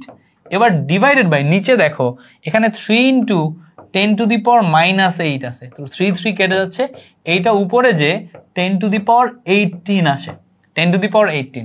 সো 10⁻18 মানে অপশন সি আসে হচ্ছে আমার কারেক্ট আনসার। কোনটা? Option C. গ্রেট, এইটা হচ্ছে আমার কারেক্ট আনসার। এবার দেখো এইটা খুবই গুরুত্বপূর্ণ একটা এমসিকিউ, যেটা আমার মনে রাখতে হবে। 1 AMU এর ভ্যালু কত? 1 AMU এর ভ্যালু হচ্ছে 932 মেগা ইলেকট্রন ভোল্ট, এটা আসে। আবার ইলেকট্রন ভোল্টের বাইরে, আমরা মেগা ইলেকট্রন ভোল্টের বাইরে যদি যাই, তাহলে দেখো 9.32 × 10⁸ ইলেকট্রন ভোল্ট, এটা আসে। দেখো ব্যাপারটা কি, ব্যাপারটা বুঝবা। মেগা মানে হচ্ছে 10⁶। এবার এই 10⁶ এর আরো যদি 100 আছে, আরো 2টা শূন্য যদি গুণ করি, তাহলে 9.32 থেকে 932 কিন্তু হয়ে যায়। এবার এর পরে থাকলো ইলেকট্রন ভোল্ট। তাহলে সোজা কথা হলো আমি 1 AMU এইটা ইকুয়াল টু দাগাতে পারবো 932 মেগা ইলেকট্রন ভোল্ট, এটা যেমন দাগাতে পারবো তেমন দাগাতে পারবো 9.32 × 10⁸ ইলেকট্রন ভোল্ট। সো দেখো এটাও দেখাতে পারবো। তো এইটা ভালো করে মাথায় রাখো। হ্যাঁ, আমি দীর্ঘ সময় ক্লাস নিতেছি তো একটু টায়ার্ড লাগতেছে, যার কারণে হয়তো আগের মতো ওইভাবে সুন্দর করে গুছাচ্ছি না, বাট সুন্দর করে গোছায় লিখতেছি না, বাট জিনিসটা কিন্তু তোমাকে খুব মনোযোগ সহকারে পড়তে হবে, এবং এটা কি বলে, এটা মাথায় রাখতে হবে। এগুলো ইম্পর্টেন্ট ভাইয়া, মাথায় রাখতে হবে। পরে বলছে যে 1 কুলম্ব আধানের জন্য কতগুলা ইলেকট্রন প্রয়োজন। খুবই ইম্পর্টেন্ট একটি এমসিকিউ। আধান কয় কুলম্ব? 1 কুলম্ব। তো আধান মানে charge. So charge Q = E × N, কতগুলো ইলেকট্রন প্রয়োজন, ইলেকট্রনের চার্জ ইনটু ইলেকট্রনের সংখ্যা। তাহলে দেখো এখন এই চার্জ আধান এটাকে আমি কয় কুলম্ব নিচ্ছি, 1 কুলম্ব। তাহলে এখানে আমি 1 কুলম্ব নিলাম। ইলেকট্রনের চার্জ হচ্ছে 1.6 ইন্টু 10⁻⁹ কুলম্ব ইন্টু ইলেকট্রনের সংখ্যা। তাহলে ইলেকট্রন সংখ্যা n ইকুয়ালস টু উপরে যাবে 1, নিচে যাবে 1.6 ইন্টু 10⁻⁹। এইটাকে ক্যালকুলেশন করলে আমাদের ভ্যালু আসে হচ্ছে 6.25 ইন্টু 10⁻18। ভাই এই সংখ্যাটা মনে রাখতে হবে, কয়েকবার আসছে, সেম এমসিকিউ কয়েকবার আসছে, এই সংখ্যাটা মনে রাখতে হবে। দেখো আমি তোমাকে বেসিক প্রসেসটা বুঝাই দিলাম, দিয়ে ভ্যালু যেটা আসলো সেটা বুঝাই দিলাম। এই সংখ্যাটা তোমাকে মনে রাখতে হবে। এই সংখ্যাটা মনে কেন রাখতে হবে, কারণ এই এমসিকিউ চেঞ্জ হয় না কখনো, এটা একটা কনস্ট্যান্ট এমসিকিউ। বলে যে 1 কুলম্ব আধানের জন্য 1 কুলম্ব চার্জের জন্য কতগুলো ইলেকট্রন লাগবে, এটা কখনো চেঞ্জ হয় না, তো সংখ্যাও চেঞ্জ হবে না। ফলে এটা আমাদের মনে রাখলে আমরা এটা পারবো। আচ্ছা এবার বলছে দেখো একটা রাইফেলের গুলির বেগ যদি দ্বিগুণ করা হয় তাহলে গতিশক্তি কত গুণ হবে। তাহলে খেয়াল করো, আমরা রাইফেলের গতিশক্তি E K equals to half M V square. তাহলে রাইফেলের ভর যেহেতু ফিক্সড, তাহলে E K is proportional to V square. এখন আমরা যদি এখানে বেগ দ্বিগুণ করি, বেগ দ্বিগুণ মানে এইটাকে দ্বিগুণ করি, 2v করি, তাহলে 2v এর স্কোয়ার মানে 4v স্কোয়ার আসে। তাহলে এখানে 4 গুণ হয়ে যায়, যেহেতু স্কোয়ার তাহলে এটা আসে হচ্ছে আমার 4 গুণ। আশা করি এটা ক্লিয়ার হয়েছে। তাহলে 2 গুণ করলে 4 গুণ হবে, 3 গুণ করলে 9 গুণ হবে, 4 গুণ করলে 16 গুণ হবে, এভাবে বাড়বে। এবার বলছে দেখো 1 ক্যালোরি তাপ সম্পূর্ণরূপে কাজে রূপান্তর করতে কি পরিমাণ কাজ হয়। সো আমরা জানি 1 ক্যালোরি এটা তো শক্তি, এই 1 ক্যালোরি আমি যদি জুলে কনভার্ট করি তাহলে 4.2 জুল, তাহলে এটাকে তাপে রূপান্তর করলে 4.2 জুল কাজ হয়। ঠিক আছে, এটা আমাদের মনে রাখতে হবে। ওকে, এবার হচ্ছে দেখো নিচের কোন সম্পর্কটি সঠিক। এই ধরনের সম্পর্কের ক্ষেত্রে আমি আগেও দেখাইছি যে L equals to R cross P এটা আসে, তাই না? L equals to R cross P দেখা আসছিলাম। সো এইটা হচ্ছে আমাদের কারেক্ট সম্পর্ক, বাকি একটাও কারেক্ট না। L equals to R cross P. পরেরটা দেখো বলছে একটি অর্ধপরিবাহী তাপমাত্রা বাড়ালে এর পরিবাহিতা কি হয়। সো অর্ধপরিবাহী বা সেমিকন্ডাক্টর, সিলিকন, জার্মেনিয়াম এগুলার ক্ষেত্রে তুমি যদি টেম্পারেচার বাড়াও তাহলে পরিবাহীর মতো আচরণ করে, তাহলে এর পরিবাহিতা বাড়ে। তাহলে কি হয়, এর পরিবাহিতা, হ্যাঁ মাথায় রাখবা, পরিবাহিতা বাড়ে। তাহলে এবার এ যদি তাপমাত্রা কমাও তখন এর পরিবাহিতা কমবে, তখন সে অপরিবাহীর মতো আচরণ করবে। তাহলে এ পরিবাহী আর নিচেরটা অপরিবাহী। তাহলে যখন আমি এখানে তাপমাত্রা বাড়াচ্ছি তখন এর পরিবাহিতা কি হচ্ছে, বাড়ছে। তাহলে এ নাম্বার আসে আমার কারেক্ট আনসার। এবার বলছে দেখো 300 কেলভিন তাপমাত্রা একটি আদর্শ গ্যাসের গতিশক্তি কত। আদর্শ গ্যাসের গতিশক্তি ইকে, এটার ভ্যালু হচ্ছে 3/2 nRT। যখনই এই টাইপের ফর্মুলা আসে তখন n কে আমরা 1 মোল ধরি। কয় মোল ধরি, 1 মোল। তাহলে আমাদের 3/2 1 ইন্টু আর এর ভ্যালু 8.314, টি এর ভ্যালু দেখো আমাদের 300 কেলভিন। সো এইটাকে ক্যালকুলেশন করতে হয়, এটাকে ক্যালকুলেশন করলে আমাদের ভ্যালু আসে হচ্ছে 3741। এটাও একটা কমন কোশ্চেন, বারবার আসে, বিভিন্ন ইউনিভার্সিটিতে আসে। এই জন্য এই কোশ্চেনটার অ্যান্সারটা যদি একটু মনে রাখতে পারো তোমার জন্য ভালো হয়, একদম হুবহু আসার চান্স আছে। সো এটা কি 3741, এটা মাথায় রাখবা। এবার আসো পরের এমসিকিউটা বলছে যে জি হচ্ছে গ্যালভানোমিটার, এস হচ্ছে শান্ট। শান্ট ধ্রুবক কাকে বলে। খেয়াল করো, আমরা যখন গ্যালভানোমিটারের ভিতর দিয়ে তড়িৎ প্রবাহ বের করি সেটা হচ্ছে আইজি। আইজি এর ভ্যালু সবসময় মনে রাখবা, নিচে যাই টোটাল রোধ জি প্লাস এস, উপরে যায় শান্টের রোধ ইন্টু এই হচ্ছে আমার তড়িৎ প্রবাহ আই। সো খেয়াল করো এইটা হচ্ছে আমার বেসিক ফর্মুলা। এটা কি, এটা হচ্ছে আমার বেসিক ফর্মুলা। এখন শান্ট ধ্রুবক মানে হচ্ছে এই যে এই জায়গায় যে রোধটা আছে এই রোধের ভ্যালুটাকে, খেয়াল করো, এই রোধের ভ্যালুটাকে 1 বানানোর জন্য যেই রাশিটা নিতে হয় সেই রোধের ভ্যালুটাকে 1 বানানোর জন্য ঠিক এর বিপরীত রাশি নিতে হয়। যেহেতু এই জায়গায় আমার শান্টের S by G plus S আছে, এইটাকে 1 বানানোর জন্য উপরে নিতে হয় জি প্লাস এস, নিচে নিতে হয় এস। এই যে রাশিটা পরে নিলাম G plus S by S, এটাই হচ্ছে আমাদের শান্ট ধ্রুবক। তাহলে শান্ট ধ্রুবকের value G plus S by S, এটা মনে রাখবা, মুখস্থ করবা। হ্যাঁ, এটা আমি তো তোমাকে বুঝাই দিলাম, বাট তুমি না বুঝেও মনে রাখতে পারো সরাসরি যে G plus S divided by S, এটা হচ্ছে আমাদের শান্ট ধ্রুবক। বুঝতে পারছো? আশা করি এটা ক্লিয়ার হয়েছে। পরে আসো, পরের এমসিকিউতে অনেক দূর চলে গেছি। পরের এমসিকিউ বলছে একটি ট্রানজিস্টরে আইবি এর ভ্যালু এত, আইসি এর ভ্যালু এত দেয়া থাকলে তোমার তড়িৎ প্রবাহ গেইন ফ্যাক্টর বেটার ভ্যালু কত। খেয়াল রাখো, আমি এইটার ক্ষেত্রে একটা আমাদের আলফা আছে, একটা হচ্ছে বেটা আছে, দুইটা ফর্মুলা মনে রাখি। মনে রাখার ক্ষেত্রে মনে রাখবো উপরে সবসময় আইসি হয়, উপরে সবসময় আইসি হয়।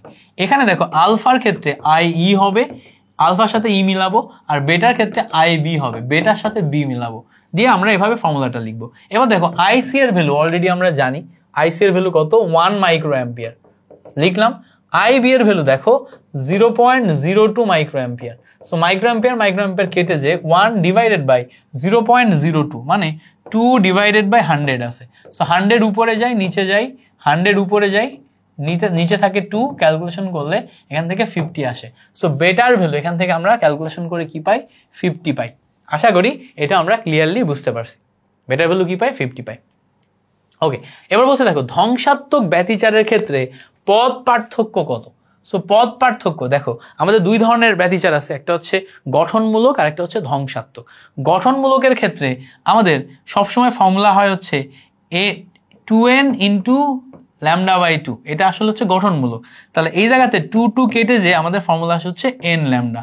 আর যখন আমরা ধ্বংসাত্মক নিব তখন আমাদের 2n plus 1 into lambda by 2। তাহলে পার্থক্য কি, একটা 2n ইন্টু ল্যামডা বাই 2 আর একটা হচ্ছে 2n plus 1 into lambda by 2, মানে একটা জোড় একটা বিজোড়। হ্যাঁ, তো জোড় এবং বিজোড় দুইটার সাথে কিন্তু ল্যামডা বাই 2 গুণ হচ্ছে, বাট এটা যেহেতু কেটে যাচ্ছে এই জন্য আমরা n ল্যামডা পাচ্ছি গঠনমূলক, আর ধ্বংসাত্মকে পাচ্ছি কি আমরা হচ্ছে 2n প্লাস 1 ল্যামডা বাই 2। তাহলে এখানে যেহেতু ধ্বংসাত্মক চাইছে আমাদের অ্যান্সার হবে 2n প্লাস 1 ল্যামডা বাই 2। মাথায় রাখবা, মাথায় রাখতে হবে। এবার বলতে দেখো একটা পরমাণুর ভর সংখ্যা বলতে কি বোঝায়, ভর সংখ্যা বলতে সেন্টার বা নিউক্লিয়াসে যেই পরিমাণ ভর থাকে সেটা। সো নিউক্লিয়াসে আমাদের দেখো নিউক্লিয়াসের ভিতরে নিউক্লিয়ন সংখ্যা বা ভর সংখ্যা এটাই বোঝায়। কখনো কখনো তোমার এটা প্রোটন এবং নিউট্রন সংখ্যা দেওয়া থাকবে, সেটাও বুঝাবে। হ্যাঁ, প্রোটন নিউট্রন সংখ্যা যোগ করতে বলবে, ওইটা দিয়েও ওইটাই বুঝাই। পরে বলছে দেখো 100 MeV মানে 100 মেগা ইলেকট্রন ভোল্ট। হ্যাঁ, এই যে এটা 100 মেগা ইলেকট্রন ভোল্ট, এই বিশিষ্ট একটি ফোটনের কম্পাঙ্ক কত। সো 100 মেগা ইলেকট্রন ভোল্ট বিশিষ্ট ফোটনের কম্পাঙ্ক এটা বের করতে বলছে।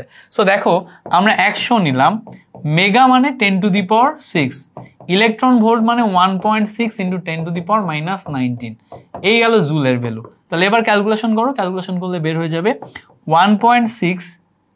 এবার দেখো এই দুইটাকে অ্যাডজাস্ট করলে 10 টু দি পাওয়ার 8 আসে, 8 এর সাথে 19 অ্যাডজাস্ট করলে 10 টু দি পাওয়ার মাইনাস 11 আসে।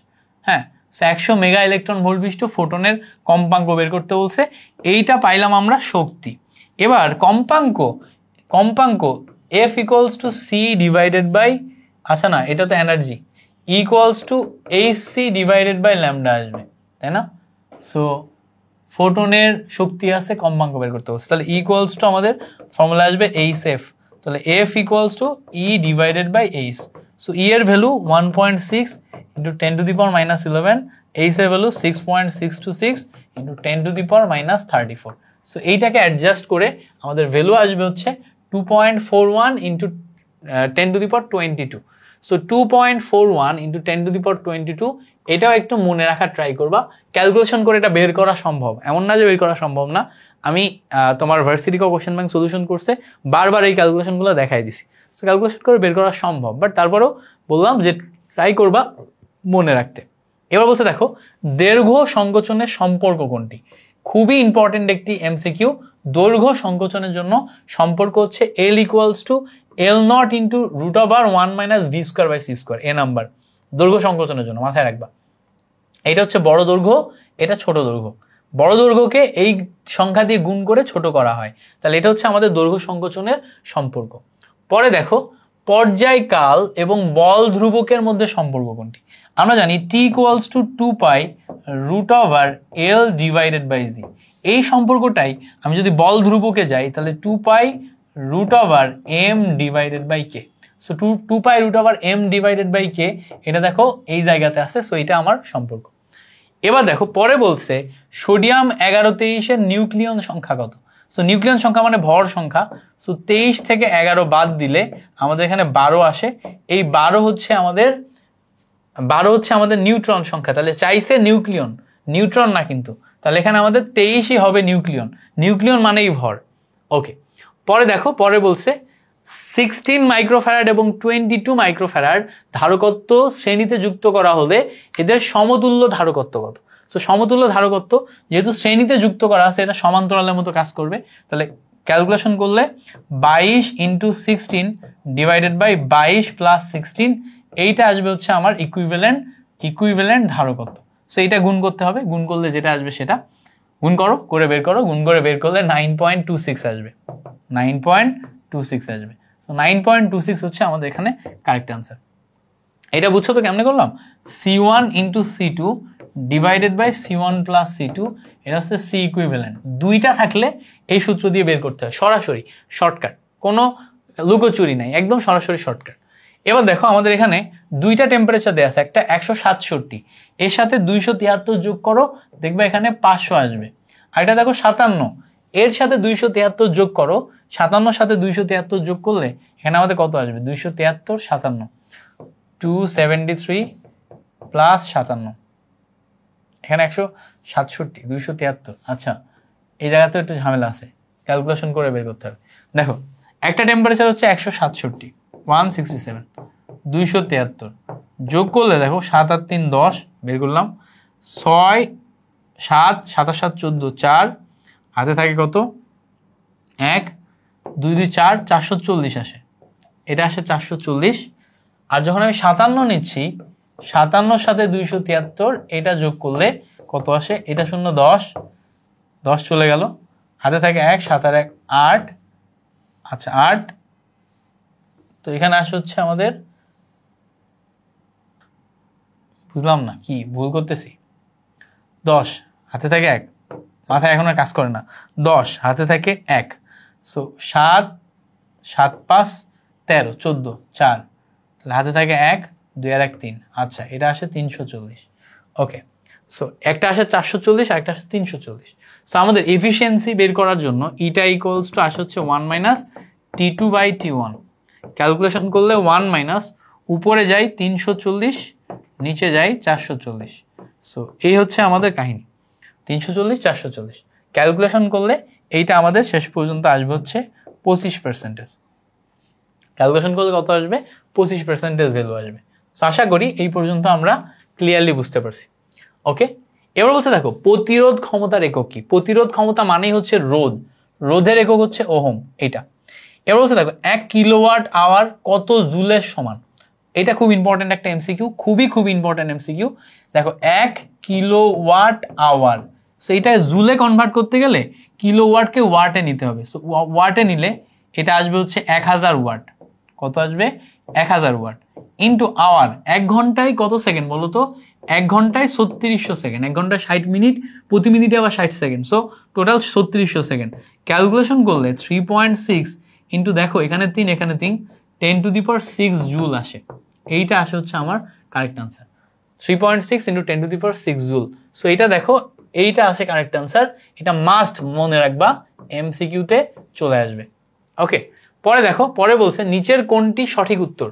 সো আমাদের আই যে কে যে সার্কেল সেটা নিয়ে করতে হয়।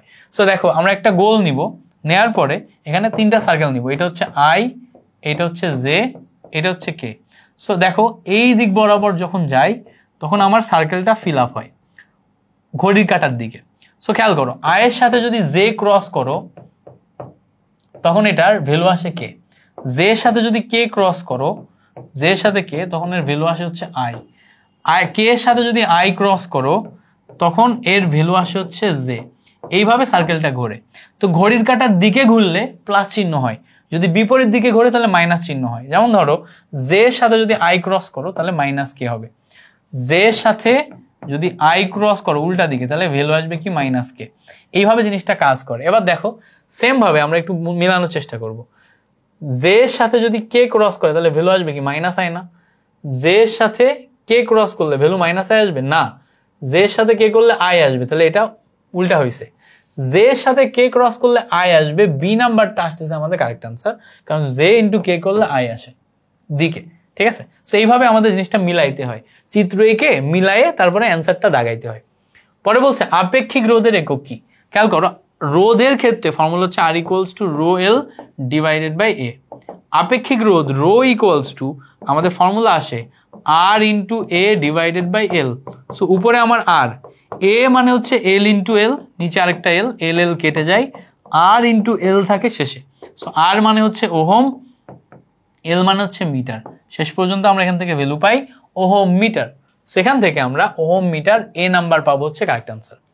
ওকে, পরে বলছে দেখো একটি চলন্ত বাইসাইকেলে ঘূর্ণনরত চাকার ক্ষেত্রে নিচের কোনটি সঠিক? এটা ডি নাম্বার, এটা মুখস্থ করবা, এমনি বলে দিলাম মুখস্থ করবা, ঠিক আছে? ব্যাখ্যা আছে বাট মুখস্থ করতে বলছি। মুক্তিবেগ কোনটি? মুক্তিবেগ হচ্ছে v ইকুয়ালস টু √2gr, এটা হচ্ছে মুক্তিবেগ, √2gm ডিভাইডেড বাই r, এটাও মুক্তিবেগ। সো দুইটাই মুখস্থ করবা। এই জায়গাতে অপশন এটা দেয়া আছে, তার মানে এ নাম্বার আমাদের কারেক্ট আনসার। ওকে, বলছে একটা সেকেন্ড দোলকের দৈর্ঘ্য 4 গুণ বৃদ্ধি করলে এর দোলনকাল কত হয়? তা আমরা জানি ফর্মুলা হচ্ছে t equals two 2π√L/g। So আমাদের দোলনকালের সাথে দৈর্ঘ্যের সম্পর্ক t is proportional two √L, তার মানে t1 divided by t2 equals to রুটের নিচে L1 ডিভাইডেড বাই L2। এখন আমরা যেহেতু রুটের নিচে এটা পাচ্ছি, এখন আমরা দৈর্ঘ্য 4 গুণ বৃদ্ধি করবো, মানে এখানে 4 গুণ বাড়াবো। তাহলে এখানে 4 গুণ বাড়লে এখানে কয় গুণ আসবে? 2 গুণ আসবে, কারণ 4 গুণের রুট হবে, বুঝছো? তাহলে এখানে 2 গুণ হবে। তাহলে এখান থেকে আমরা সরাসরি বলতে পারবো 2 গুণ হচ্ছে। এখন সেকেন্ড দোলকের দোলনকাল 2 সেকেন্ড, তার 2 গুণ, তার মানে টোটাল মিলে দোলনকাল নতুন তৈরি হবে কয় সেকেন্ড? 4 সেকেন্ড। তাহলে এটা আমরা রাফ মুখে মুখে ক্যালকুলেশন করে করলাম। আমরা কিন্তু এই সমীকরণে বসায়ও করতে পারতাম, বসায় করলেও 4 সেকেন্ডই আসতো, একই কথা। এবার বলছে দেখো পৃথিবীর পৃষ্ঠে কোন বস্তুর ভর এত হলে পৃথিবীর কেন্দ্রে এর মান কত? বলো তো, ভর কি চেঞ্জ হয়? উত্তর হচ্ছে ভর তো হচ্ছে ম্যাটেরিয়ালের পরিমাণ, পদার্থের পরিমাণ, এটা তো চেঞ্জ হয় না। তাহলে এটা যদি 1 কেজি হয়, পৃথিবীর কেন্দ্রে যেও 1 কেজিই থাকবে, চেঞ্জ হবে না। হ্যাঁ, এটা হচ্ছে আমাদের কাহিনী। ওজন কিন্তু বলে নাই, ভর বলছে, তাহলে চেঞ্জ হবে না। ওকে, পরের কোশ্চেন বলছে দেখো এইটা একটা ভেক্টর, এই ভেক্টরের সমান্তরাল একক ভেক্টর বের করতে বলছে। সো সমান্তরাল একক ভেক্টর মানে ওই ভেক্টরের মান দিয়ে ভাগ করলে ওটা সমান্তরাল একক ভেক্টর তৈরি হয়ে যাবে। সো ভেক্টরটা দেয়া আছে 2i - j + 2k। এই ভেক্টরের মান যদি বের করি তাহলে রুটের নিচে 2² + 1² + 2², এটা আসবে। তো রুটের নিচে 9, মানে ক্যালকুলেশন করলে 3 আসে। সো 3 যদি আসে তাহলে দেখো এই 3 দিয়ে ভাগ করলে আমি একক ভেক্টর পাবো, 2/3i - 1/3j + 2/3k, এইটা হচ্ছে আমার সমান্তরাল একক ভেক্টর, ঠিক আছে? তো এই সমান্তরাল একক ভেক্টর অপশনে মিলাই নাও, মিলাই দেখো বি নাম্বার তুমি অপশন পাবা। দেখো আরেকটা এমসিকিউ, খুব গুরুত্বপূর্ণ একটা এমসিকিউ, আমরা একদম শেষের দিকে চলে আসছি। বলছে ঘড়ির কাঁটার সেকেন্ডের কাঁটার কৌণিক বেগ কত? তা আমাদের ঘড়ির কাঁটার কৌণিক বেগ এটা বের করতে বলবে। কৌণিক বেগের ফর্মুলা হচ্ছে ω = 2π/t। এখন এই যে টি এর ভ্যালু, এটা কোন কাঁটা তার উপর ডিপেন্ড করতেছে। দেখো উপরে 2π নিলাম, টি এর ভ্যালু দেখো এখানে আমাদের ঘড়ির কাঁটার সেকেন্ডের কাঁটা যদি বলে, সেকেন্ডের কাঁটা টোটাল ঘড়িটা ঘুরে আসতে সময় নেয় 60 সেকেন্ড, তখন আমরা এখানে নিচে বসাবো 60। সো ক্যালকুলেশন করলে π/30 আসে। তাহলে সেকেন্ডের কাঁটার ক্ষেত্রে কৌণিক বেগ π/30, π/30। বাট যদি আমরা এটা সেকেন্ডের কাঁটা না বলে, আমরা যদি হচ্ছে যে ঘন্টার কাঁটা বলতাম, তাহলে টোটালটা ঘুরতে ওর 1 ঘন্টা সময় লাগে, মানে কিন্তু 3600 সেকেন্ড হইতো, তখন অ্যান্সার আসতো π/1800, ঠিক আছে? মিনিটের কাঁটা বললে টোটালটা ঘুরতে 60 মিনিট সময় লাগে, 60 মিনিটে আমাদের কয় সেকেন্ড? টোটালটা 60 মিনিট সময় লাগে। ঘন্টার কাঁটা হচ্ছে 12 ঘন্টা সময় লাগে, ভুল বলছি, 12 ঘন্টা সময় লাগে, 12 × 60 × 60, আর পরেরটা 60 × 60। সো দুইটার আলাদা আলাদা ভ্যালু আসবে। সো ক্যালকুলেশন করে দেখবা, হ্যাঁ ক্যালকুলেশন করে দেখবা, এইটার বেসিকটা বুঝাই দিছি। পরে দেখো, পরে বলছে যে রৈখিক ত্বরণ ও কৌণিক ত্বরণের সম্পর্ক কি? আমরা জানি রৈখিক ত্বরণ এবং কৌণিক ত্বরণের সম্পর্ক A = α × r। হ্যাঁ, এটা হচ্ছে রৈখিক এবং কৌণিকের সম্পর্ক, ওই শেষে আছে। ওকে, এর বলছে দেখো তরঙ্গ দৈর্ঘ্য আলফা এবং ফোটনের শক্তি ই এর সম্পর্ক কি? আমরা জানি E = hc/λ, এইটা হচ্ছে আমাদের সম্পর্ক। সো আমরা এটা আগে থেকেই দেখে আসছি। পরে বলছে কোন কণার উপর প্রযুক্ত টর্ক 0 হলে কোন রাশিটি ধ্রুবক হবে? এটা মাথায় রাখবা, এটা ডিরেক্ট একটা প্রমাণ আছে। যদি আমরা টর্ক 0 করি, কৌণিক ভরবেগ ধ্রুবক হয়ে যায়, মাথায় রাখতে হবে, কৌণিক ভরবেগ ধ্রুবক হয়ে যায়, মানে টর্ক এইটা যদি আমাদের 0 হয় তাহলে এল কনস্ট্যান্ট হয়ে যায়। এটা আমাদের মুখস্থ করতে হবে, হ্যাঁ এটা মুখস্থ করতে হবে, খুবই ইম্পর্টেন্ট। ওকে, সো পরে আসো, পরে বলছে কোন বস্তুর উপর প্রযুক্ত বল এবং স্মরণের কোণের মান কত হলে কাজের পরিমাণ সর্বোচ্চ হবে? এটা মনে রাখবা, 0 ডিগ্রি হলে কাজের পরিমাণ সর্বোচ্চ, কারণ W = Fs cos θ। ঠিক আছে, এফ এস কস থেটা। থেটার মান 0 ডিগ্রি হওয়া মানে এখানে কস থেটার মান কত হবে, কস থেটার মান 1 হয়ে যাবে। সো কস থেটার মান 1 হলে কাজ হয় সর্বোচ্চ, এটা মনে রাখবা। এর বলতে থাকো একটা ভূস্থির উপগ্রহের পর্যায়কাল কত, ভূস্থির হইতে গেলে তাকে 24 ঘন্টা একবার ঘুরতে হবে, তাহলে পর্যায়কাল হয় হচ্ছে 24। ওকে, পরে বলতে থাকো যখন দুইটি উপগ্রহ একই বৃত্তাকার কক্ষপথে আবর্তনরত হয় তখন তাদের, এটা মাথায় রাখবা, দ্রুতি সমান, ব্যাখ্যা আছে বাট ব্যাখ্যায় যাচ্ছি না, দ্রুতি সমান মাথায় রাখবা। কেমন, 1 কুলম্ব চার্জের জন্য ইলেকট্রনের চার্জ কত, ইলেকট্রনের চার্জ এটা আমি মুখস্থ করতে বলছি একটু আগে, যে 1 কুলম্বের জন্য 6.25 × 10⁻18। একই প্রশ্ন বারবার রিপিট আসে। কেমন, পরে বলছে দেখো যে টি দোলনকাল বিশিষ্ট একটি সরল দোলকের দৈর্ঘ্য দ্বিগুণ করা হলে পরিবর্তিত দোলনকাল কত হবে। তো পরিবর্তিত দোলনকাল T prime equals to root over ওই আগের যে কত গুণ সেই এন গুণ ইন্টু টি হওয়ার কথা, তাহলে দ্বিগুণ করছি না, তাহলে রুটের নিচে 2 ইন্টু টি। এটা দেখো অপশনে সরাসরি মিলে যায়, রুটের নিচে 2 ইন্টু টি, দেখো সরাসরি মিলে যায়, বুঝতে পারছো। এবার বলছে দেখো কোন সূত্র ব্যবহার করে হুইটস্টোন ব্রিজের নীতি প্রয়োগ করা হয়, কারশফের সূত্র, কারশফের প্রথম সূত্র এবং দ্বিতীয় সূত্র ব্যবহার করে আমরা হুইটস্টোন ব্রিজ ব্যবহার করি। বলছে কোন বস্তুর বেগ আলোর বেগের সমান হলে এর ভিতরে ভর কি হবে। তো দেখো আমরা জানি m equals to m0 divided by রুটের নিচে 1 - v²/c²। তাহলে আলোর বেগের সমান হওয়া মানে v equals to c। So v equals to c হওয়া মানে এই জায়গাতে এইটার ভ্যালু c এর সমান, সো c c কেটে যায়, ফলে আমাদের রুটের নিচে 1 - 1 মানে 0 আসে, মানে m0 ডিভাইডেড বাই 0 আসে, মানে কি অসীম হয়। সো যখন আমাদের কোনো বস্তু আলোর বেগের সমান চলে তখন এর ভর অসীম হয়ে যায়, কি হয়ে যায়, অসীম হয়ে যায়।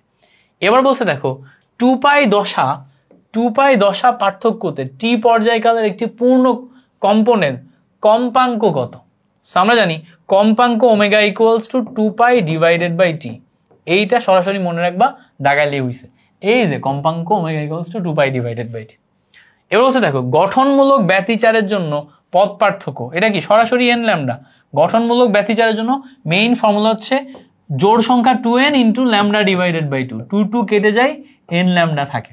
সো এন ল্যামডা হয় আমাদের correct answer, so option A আসে কারেক্ট আনসার। পরে দেখো 76 নাম্বার বলছে অ্যালুমিনিয়ামের নিউক্লিয়াসের প্রতীক এত দেওয়া থাকলে নিউক্লিয়াসের পারমাণবিক সংখ্যা কত। 13, পারমাণবিক সংখ্যা 13 দেওয়া আছে, 13 সিলি কোশ্চেন একদম। শূন্য মাধ্যমে আলোর বেগ সি এর আলোর বেগের জন্য কোনটি সত্য, সবসময় মাথায় রাখতে হবে সি ইকুয়ালস টু 1 রুটের নিচে μ0 ε0, এটা মাথায় রাখবা। এখান থেকে কিন্তু এই রুটের নিচে μ0 ε0 এর এককও বের করতে বলে, একক বের করতে বললে কি হবে বলো তো, একক বের করতে বললে μ0 ε0 ইকুয়ালস টু 1/c², তাহলে 1/c² মানে সি মানে মিটার পার সেকেন্ড, তার স্কোয়ার আসে, মানে পার মিটার সেকেন্ড স্কোয়ার, এটা আসে। এককও বের করতে বললে এটা দিতে হবে, আর কারেক্ট আনসার হচ্ছে এইটার, এই প্রশ্নের ক্ষেত্রে এটা। ওকে, পরে দেখো বলছে আইনস্টাইনের আপেক্ষিকতা তত্ত্ব অনুসারে বস্তুর বেগ বৃদ্ধি পেলে ভরের পরিবর্তন কি হবে এটা।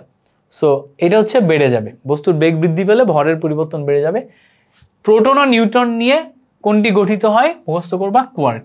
সো এটাই ছিল আমাদের আজকের ক্লাস। পয়সনের অনুপাতের সর্বোচ্চ মান হাফ, এটা আগেই বলে দিছি। সো এই ছিল হচ্ছে আমাদের আজকের class. Thank you so much guys, thank you so much for watching this class. তোমাদের সাথে ইনশাল্লাহ চেষ্টা করবো সাস্টের জন্য একটা ক্লাস নেওয়ার জন্য, কেমিস্ট্রির একটা ওয়ান শট নেওয়ার জন্য, সাস্টের কেমিস্ট্রিগুলো গুছিয়ে দেওয়ার জন্য। সো ততক্ষণ পর্যন্ত ভালো থাকো, সুস্থ থাকো, ভাইয়ের জন্য দোয়া রেখো। আল্লাহ হাফেজ, আসসালামু আলাইকুম।